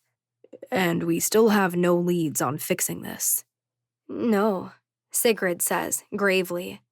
Roman looks back at me. "We hadn't found any answers at the hospital," I tell him. "And how are you feeling?" Roman asks Sigrid. "For now, fine," she says. Her words are tight. "But just yesterday, 3 more gifted lost their abilities. Every one of them said the same, that they feel numb. It's spreading." "And I know 5 more vampires slipped into comas yesterday," Roman reports, his hands on his hips. "Shit," I breathe. I didn't know that. "We need to figure out what all of these people have in common," Sigrid says. "If this is some kind of disease, we need to understand where the source is, how it's spreading." "Doesn't work so well for the vampires who are unconscious," I say, thinking of all those people who are laying up in the ICU. "But it's a start." "I will put together a team," Sigrid says. "We'll interview all the victims. There has to be something consistent." Roman nods. "I'll look through the profiles of the vampires. Maybe something will stand out." Sigrid crosses her arms over her chest, her eyes falling to the floor. "Chicago is lost. It is no longer what it was. We're not safe here anymore. There is no longer peace in the city. We're losing more people every day. 2 families packed their belongings and left yesterday." "We're not giving up," Roman says in a low voice. "This isn't over." Once again, I feel like the chaos has followed me. Chicago sounded so wonderful before I arrived, and now it's falling apart. "I just pray we find our answers before it's too late," Sigrid says. And she heads for the door, placing a hand on my shoulder as she passes. "Stay safe, my dear." "You too," I offer, suddenly filled with dread that she might be next, or anyone else I care about. "Warren, I'm so sorry." "Not your fault," he says, sounding so incredibly sad. He wraps me in a quick hug, but all its strength is gone. "Take care." Roman and I turn, watching them leave. I feel heavy, worn out, defeated. But screw that. I'm going to talk to Sebastian tomorrow, I say, feeling my resolve strengthen. I have to get back to work. I'm not doing anyone any good hiding. If I'm going to help get this figured out, I need to get back to the hospital. What do you need from me? Roman asks, not an ounce of hesitation. I look over at him, suddenly so damn grateful for him. It's disorienting, having my attitude toward him change so rapidly. Be there as my backup? Of course, He says, his tone steely. Can I borrow that phone? I ask, holding out my hand. Roman pulls it from his pocket. I flip it open and stare at the numbers for a moment, taking in a steadying breath. This morning, after Roman showed me the video of Sebastian tearing my apartment apart, I considered just disappearing. Maybe he didn't deserve an explanation, closure, a goodbye. But this isn't just about me and my desire not to have to face the man who has devolved into something I barely recognize. We all have to be adults, for the common good. I dial his cell phone number and hold the outdated device to my ear. This is Dr. Vincent, He answers, his tone hard. It's me, I say, as adrenaline spikes in me at hearing his voice. Juliet. There's an entire gospel choir's worth of variety of emotions in his voice. Relief, anger, shock. We need to meet. I press forward before he can say anything else. Tomorrow night, 9 o'clock. Meet me at the Bean. We'll talk. Juliet, But I hang up before he can say another word. I dial Elena's number and hold the phone to my ear. Hello, she answers, but her tone sounds distracted. Elena, it's me, I say, staring at a wall. Oh my heavens, woman, what the hell is going on? She explodes. Look, I'll explain what I can later, but I need you to do me a favor, okay? Anything, she promises, and this is one of the reasons why I love her. I'm going to talk to Sebastian tomorrow night. I start. Roman is going with me, but I want to make sure my bases are covered. Will you come and just hang back, observe, and if things go south, I'll take the bastard out. She fills in, her tone hard. Shit, Juliet. What did he do? Like I said, I'll explain everything later, I say. My heart is pounding, and my head is spinning just a little. But I've got to go. We're meeting at the Bean, 9 o'clock. I'll be there, she answers, a little exasperated. But Juliet, you should probably know.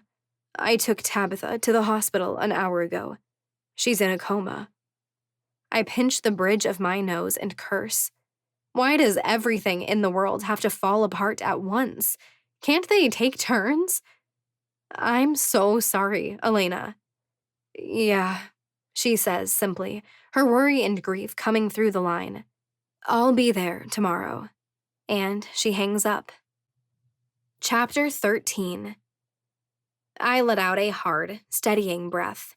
It instantly fogs the air around us. Snow is just starting to fall softly from the sky.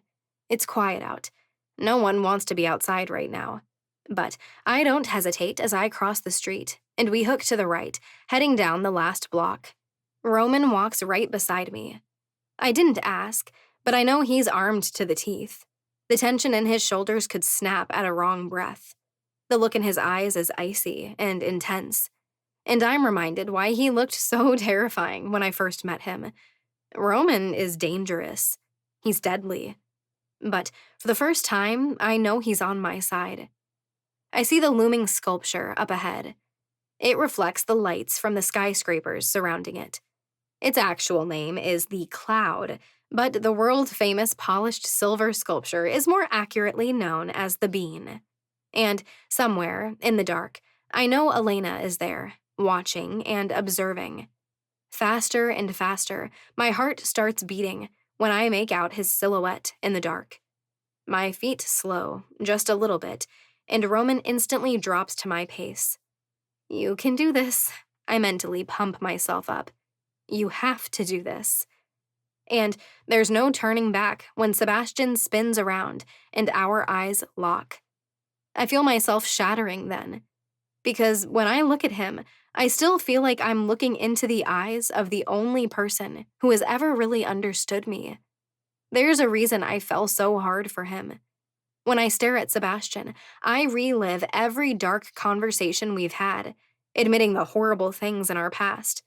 I can feel his lips on my neck and his hands at my waist.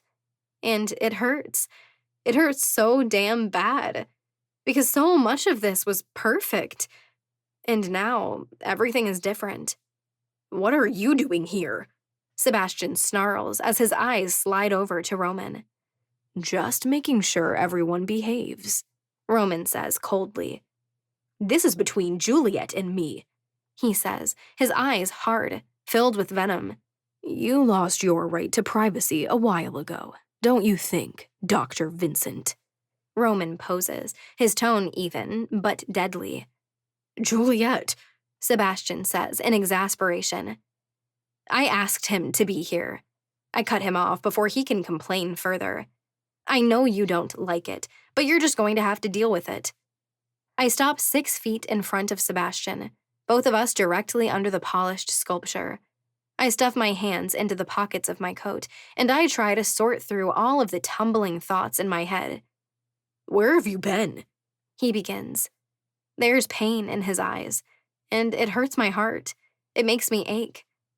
Somewhere I could get some space and time to think, I answer, without giving him the answer.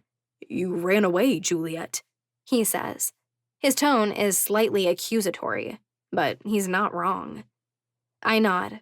I couldn't stay, I begin. I couldn't. You wanted to pretend that nothing was wrong, but the world had just imploded, and I couldn't sit there and smile for everyone like nothing had changed. I'm sorry, Sebastian says. I see desperation rising in his eyes, and now I know what he will do when he's desperate. We should have canceled the engagement party. We should have stayed home and talked about things. Let's talk now, I state, my tone stiff. We can't change the past. We don't get do-overs, so let's talk now. Sebastian's eyes slide over to Roman, telling me just how much he doesn't want to have this conversation in front of him. But tough luck. Roman's not going anywhere. Fine. I know I screwed up. Juliet, after you lied to me the night you and Roman killed Archer King, I got scared. It's okay to be scared, I say, and already I'm starting to lose my cool. And it's okay to have to talk through it more than once. That's the story of being married, Sebastian. It wasn't promised that things would be perfect. The conflict in his eyes say he doesn't exactly grasp this, that he doesn't necessarily see it the same way. But instead of talking to me about it, instead of trying to work on it together, you stalked me, I say, and my voice cracks on my last word. I shake my head. You were tracking me.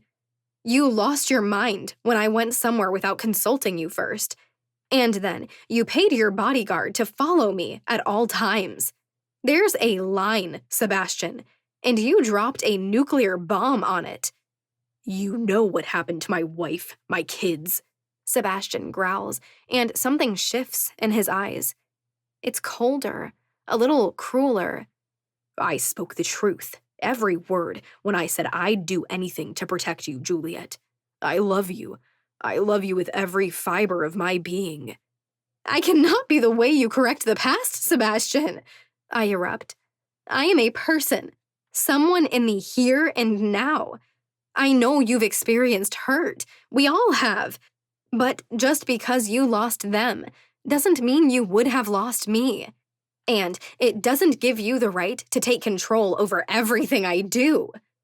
His lips thin out into a hard line. I know you trashed my apartment, I say, calming myself and lowering my tone. That you went through everything. How did you think that was going to go once we talked? You disappeared on me, Juliet, he says tightly. What was I supposed to do? Calm the hell down and wait for me to be ready to talk to you again, I bark. I throw a hand up, every muscle in my body tensing. I mean, you even tore the club apart. I thought he was hiding you, and apparently I was right. Sebastian seethes. When did you start sleeping with him? It's an instinct from my past. Violence. It was what I employed when I had to survive. And now, it's my heart that won't survive. I'm right in front of Sebastian in a flash, and I slap him with everything I have in me across the face. A roar of pain and anger rips from him, and with a flash of red eyes and fangs, he catches my wrist, yanking me into him. But the next second, Sebastian is pinned to the ground, and I'm staggering to the side.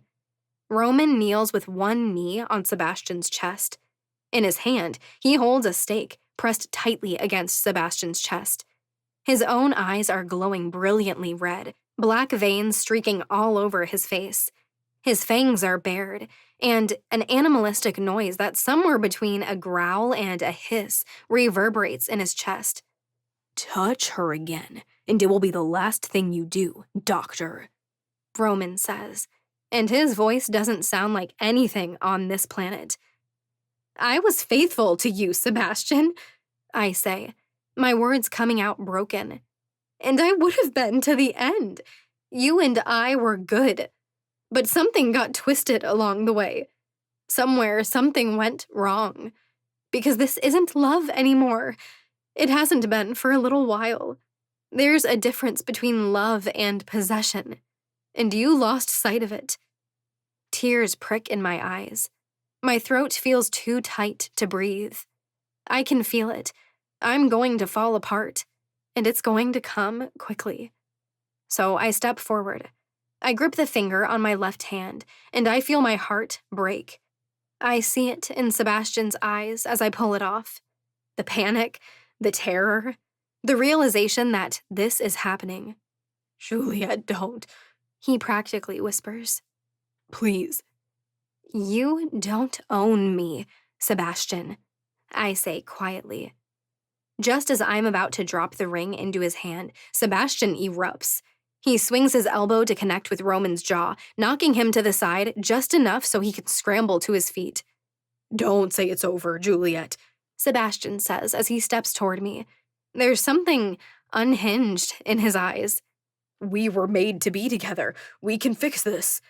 Just as he lunges at me, Roman wraps his arm around Sebastian's throat, and in the same instant, Elena plows into him from the side, sending all three of them to the ground. Touch her again and you die, Elena hisses in Sebastian's face. She wraps a hand around his throat, snapping his head back against the concrete.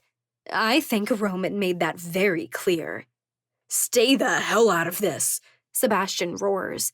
He struggles against her, but Roman steps a foot on his chest, pinning him to the ground. Juliet, let's talk this out. Just you and me. I shake my head as I meet his eyes. We've said everything that needs to be said. We'll need to figure the work situation out, but not until you've found your mind again. Until then, leave me the hell alone. I toss the ring at him, and with a look of utter disbelief, he catches it. Unless there's anything else, I think you should go, Elena says. I stand there for a moment. If I walk away, what is going to happen? Will Sebastian continue fighting them? Will he hurt either of them? But as I meet Roman's eyes, I see it there. They'll deal with Sebastian. I need to leave. So, as tears spring from my eyes, as my grief finally chokes the oxygen from my throat, I turn. And in the snow, in the dark, I walk away, hating the man I loved most, fulfilling Archer King's prophecy. Chapter 14. It comes with access to the pool, and there's always a doorman on duty, the real estate agent says as we walk through the apartment. It's nice, though a little blah. It's close enough to work, far enough I don't feel like Sebastian will be staring through my windows. This is not the place, Elena says, barely containing the sneer. You don't get to decide that, I remind her. But you're right. I don't think this is the place. The woman smiles patiently. This is the third place she's shown me today, but none of them have felt right. I have one more to show you. It's just a 5-minute walk from here. We step out of the apartment, and she locks it up behind her. And then all three of us head down the elevator. It's icy cold outside, but I still feel light. I went back to the church last night. I'd drawn a bath, and I'd had a good sob/scream marathon for about 30 minutes. At some point, I heard Roman come back. He'd lingered outside my door, listening for me. When I didn't call him in, he went into his own bedroom and closed the door. This morning, I'd stared at my splotchy face and puffy eyes, and I made a decision. I wasn't going to keep my life in anyone else's hands. I was going to stand on my own, 100%. That might mean finding a new job. I wasn't sure Sebastian and I would ever be able to be in close proximity again. Things might not ever cool off, and with this much hurt involved, maybe it was best to make sure we never saw each other again. I don't want that. I love working at the hospital. I love that I can be myself there, that I don't have to hide what I am. I love helping other vampires and the gifted. But if it comes to it, I will go to another hospital. Hell, maybe I can even open my own private practice and see only supernatural patients. The other part of this is having my own place. Not in the Godfrey's skyscraper, not in an apartment that Sebastian owns. Somewhere to call my own. Look, I'll sell you the apartment, Elena says as we follow the agent. So, it won't even be mine. And then we can live close by again, and we'll actually see each other enough that I'll know when things implode between you and your fiancé. Not my fiancé anymore, I point out. Right, she says, her tone hard. That obsessed, greedy-handed creep. Hey, I say, my brows furrowing. We might be over, but I still loved that man with everything I had in me. I won't apologize, she snarks. But you don't have to do this. I'll sell the apartment to you at a massive discount. That's the point, Elena, I say, frustration rising in my voice. I haven't had any control since you brought me to this forsaken city. I was 100% on my own in New York City. No backups, no couches to fall onto, and it's been killing me how dependent I've been since I came here. I can't do it anymore, Elena. I just can't. She's quiet for a moment. In this, we will never understand each other. To Elena, money can solve pretty much any problem, and she has plenty of that. She's always trying to fix all of my problems with money, but she doesn't understand that it's just making the issue worse. I can't say I totally understand, she concedes. But I'll stop giving you shit about this. Let's just keep fingers crossed that this next place is halfway decent. Ahead of us, the agent hooks toward a door and smiles as she holds it open for us. The building is beautiful. It's old, with that classic old Chicago look. We enter into a lobby that has a doorman waiting behind a big black desk. The agent speaks with him, and I look around, taking it all in. There are plants hanging from everything. A big classic chandelier hangs from the elaborate ceiling. This place is old world feeling. I can imagine the gangsters who probably lived here, the ambitious businessmen, the women who were secretly vampires. I smile as I take it in. The agent gets a key, and we ride in an ancient-feeling elevator up to the 32nd floor, only 3 floors from the top level. We walk down a hall, and she inserts the key into apartment 32J. It's almost like a sign, J for Juliet. It takes my breath away the second I step inside. The floors look like original oak.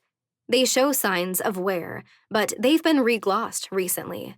Straight ahead, there is a brick wall with 3 cathedral-style windows set into it. They have to be 8 feet tall. There's a kitchen stretched out along one wall, all of the cabinetry black and surprisingly modern. An ornate chandelier hangs from the ceiling. Most of the walls are painted white, with a few black accents thrown in. Oh, wow, Elena says, looking around at it in wonder.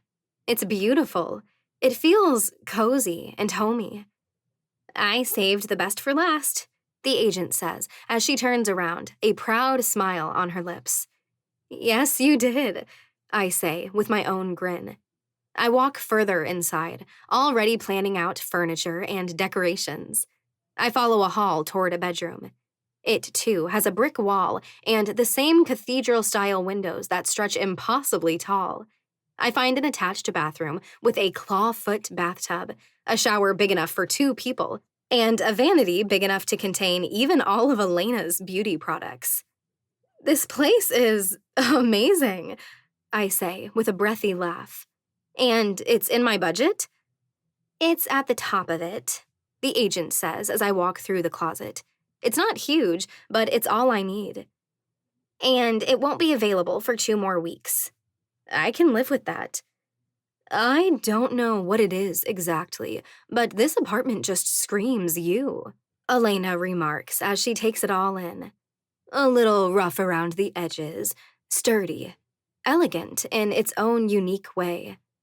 You always know just what to say, I say with a sarcastic smile in her direction. It's why you love me, she teases back. I walk back out into the living room, taking it all in once more.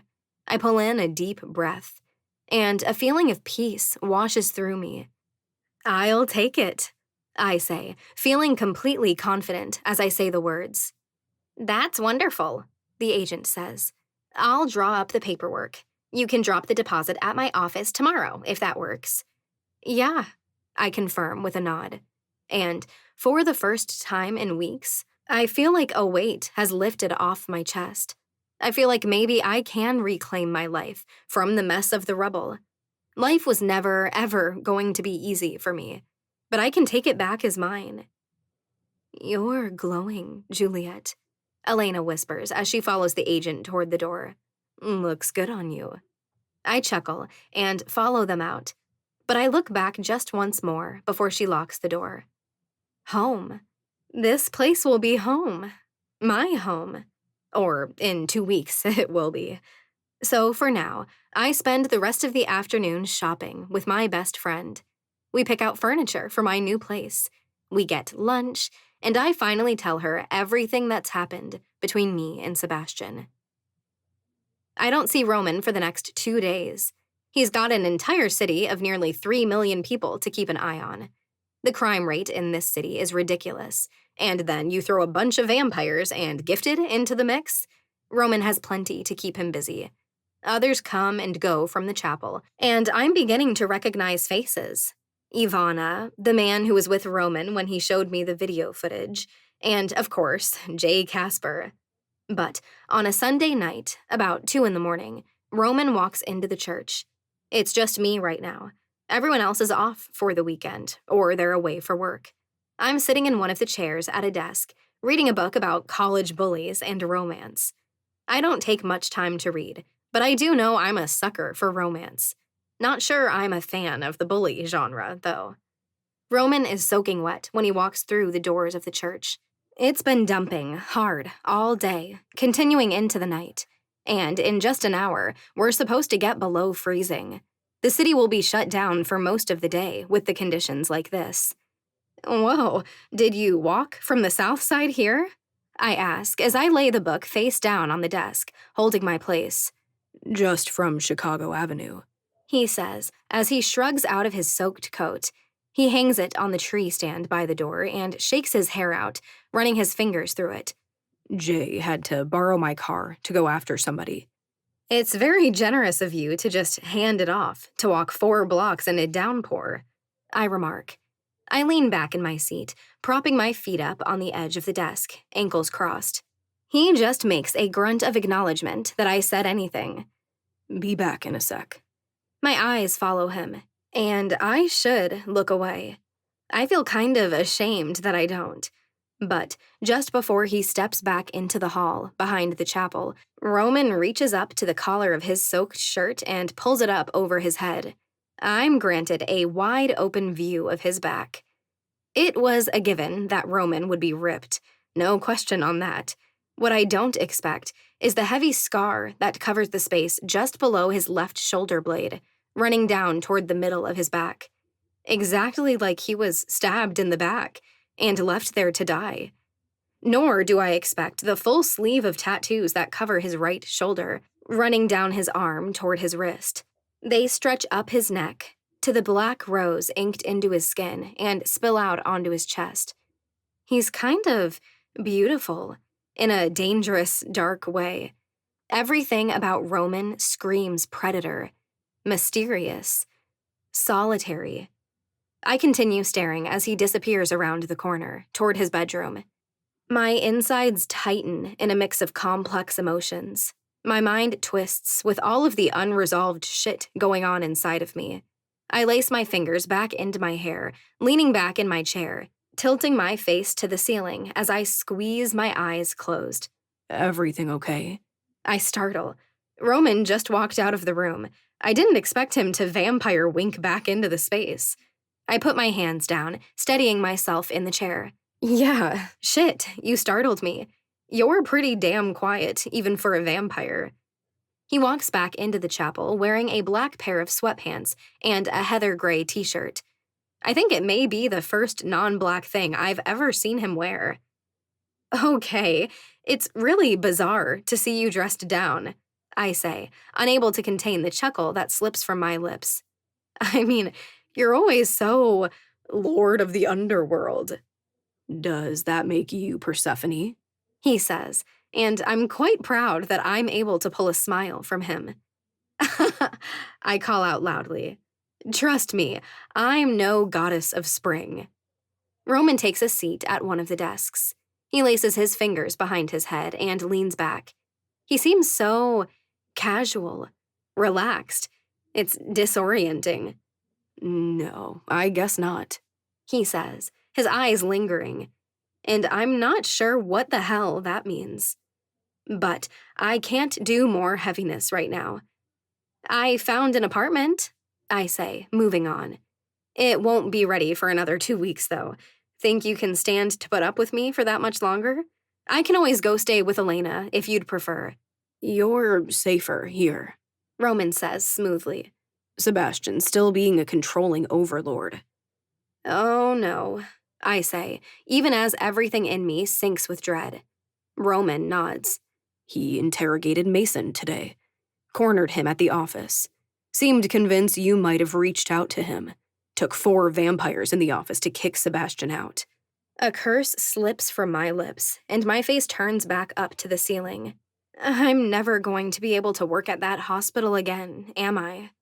I don't think so, Roman says, and I can tell he doesn't want to have to admit this. Juliet, if he keeps escalating like this, if he keeps causing this kind of trouble, I can't let him stay. We wouldn't tolerate it from anyone else in the city. What do you mean? I ask, as ice fills my veins. Roman holds my eyes for a long moment, and I see the plans being formed behind his eyes. I mean, if he doesn't cool off, I'm going to suggest to the rest of the council that we banish Sebastian from Chicago. Banish? It's such an archaic term. And what makes you think he'll respect that? I ask, because I cannot see him simply accepting it and walking away when everything he's worked for is here. We'll enlist the gifted for help if needed, Roman says. The chapel feels darker, colder. The heaviness in the air is nearly suffocating. And if that doesn't work... If that doesn't work? I repeat, not knowing how I'm going to react to whatever he says next. We do whatever we have to do to keep the city safe, Roman says darkly. If Sebastian is a threat, I will treat him like any other threat. I once watched Roman bite a man's throat out, and then he pulled the man apart, limb from limb. This man had done horrible things to some women in the city. He'd refused to be tattooed. He was looking to set up a blood trade here. Roman killed him without hesitation. I swallow once and look away from him. I'm angry with Sebastian for what he's done. So damn angry. But the thought of him being kicked out of the city, of forcing him to give up his hospital and everything he's worked for, it makes my palms cold. I know he's being insane right now. I know he's a legitimate danger right now. Sebastian is capable, strong, Powerful. He's gone after people I care about. He's destroyed property. He's stepped over boundary after boundary. But I don't want to see him dead. I have to talk to him, I say, my throat tight. Somehow, I will talk him down, make him see reason.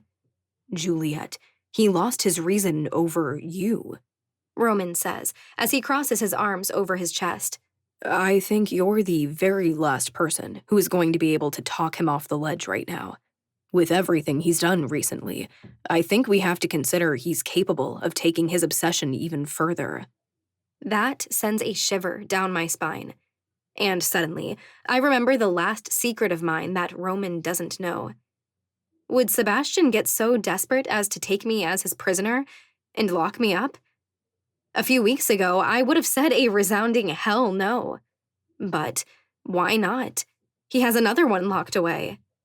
Marcus Lontoc, the necromancer, isn't dead, I say through a thick throat. Ashamed, my eyes rise back up to meet Roman's.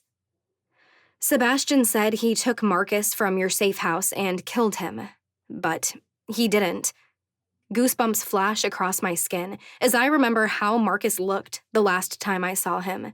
When Roman finally captured and detained the necromancer, he accidentally tackled him over the edge of a building. He'd broken bones, gashed open lesions. He couldn't walk, needing a wheelchair until his leg healed. Sebastian has him locked up in a warehouse as his prisoner. Why? Roman growls. I look down at the ground and take in one deep, steadying breath. He said it was a backup plan, in case anything ever happened to me and he needed to bring me back from the dead. But what I know, and what Roman knows, is that I will just keep coming back from the dead, over and over, without the need for a necromancer. All thanks to my mother's curse. I look back up at Roman and see it all there in his eyes, the same thoughts. I allowed it because I put myself in his shoes. I couldn't imagine life without him. I couldn't stand the idea that somehow Sebastian might be killed and I'd have to go through an immortal lifetime without him. So, maybe he's not the only one who's lost some of their humanity over love. I wrap my arms around myself, feeling sick. Marcus was locked in a dirty prison cell with only a tiny, hazy window for light. He was given a tiny bed, some non-perishable food, and water. And I just agreed to it. I allowed it. Marcus did terrible things. He followed Archer King and watched as he killed 6 people. He isn't a good man. But I'm not so good either. I let my fiancé lock him away, agreeing to take away his freedom and his life. I hate myself enough right now, I say, my voice cracking just a little. So, you don't need to chew me out or call me names I deserve. But I think I need to fix this. I don't know what I want Roman to say. I'm too ashamed to even look at him. We all have times we wish we could rewind and redo. This is one of those. This will forever be a black stain on my soul, something I can't ever wash out. Roman always has a plan, but if he's forming one now, he doesn't share it. Have you ever been in love? I ask in a small, slightly too quiet voice. I still can't look at him, but I know he heard me. Maybe before, he says. His voice is rough, and I wish I could know what's going through his head right now. Guess I'll never know. But in this life, no. I nod. I don't know how, because Roman is as beautiful as he is deadly looking, but somehow I thought this would be his answer. I'd never been in love before I came to Chicago, I say.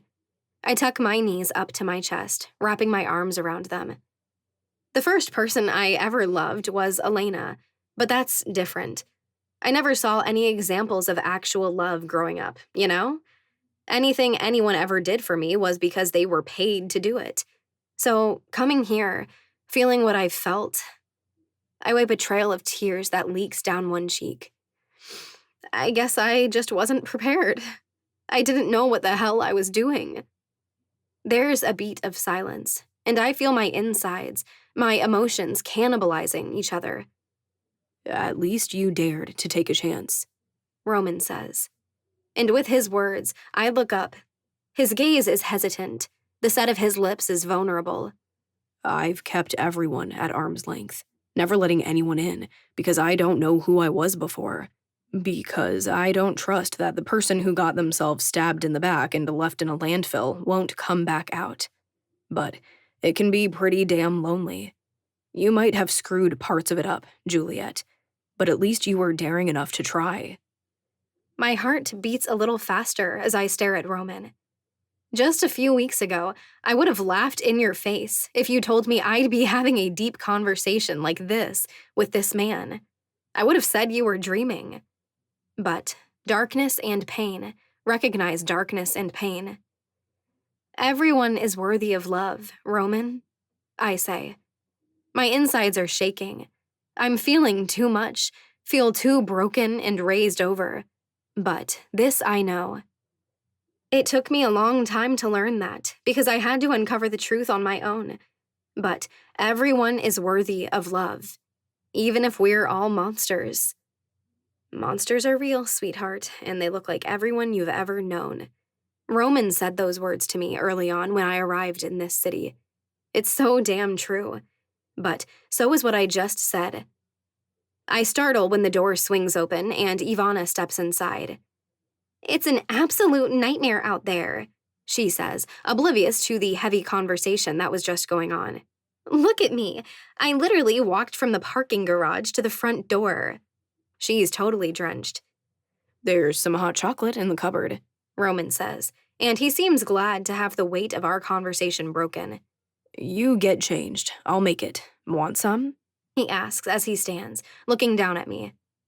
Yeah, thanks, I reply, and despite the weight of what we've just talked about, I feel oddly peaceful. Maybe we all just need to get the weight off our chests sometimes.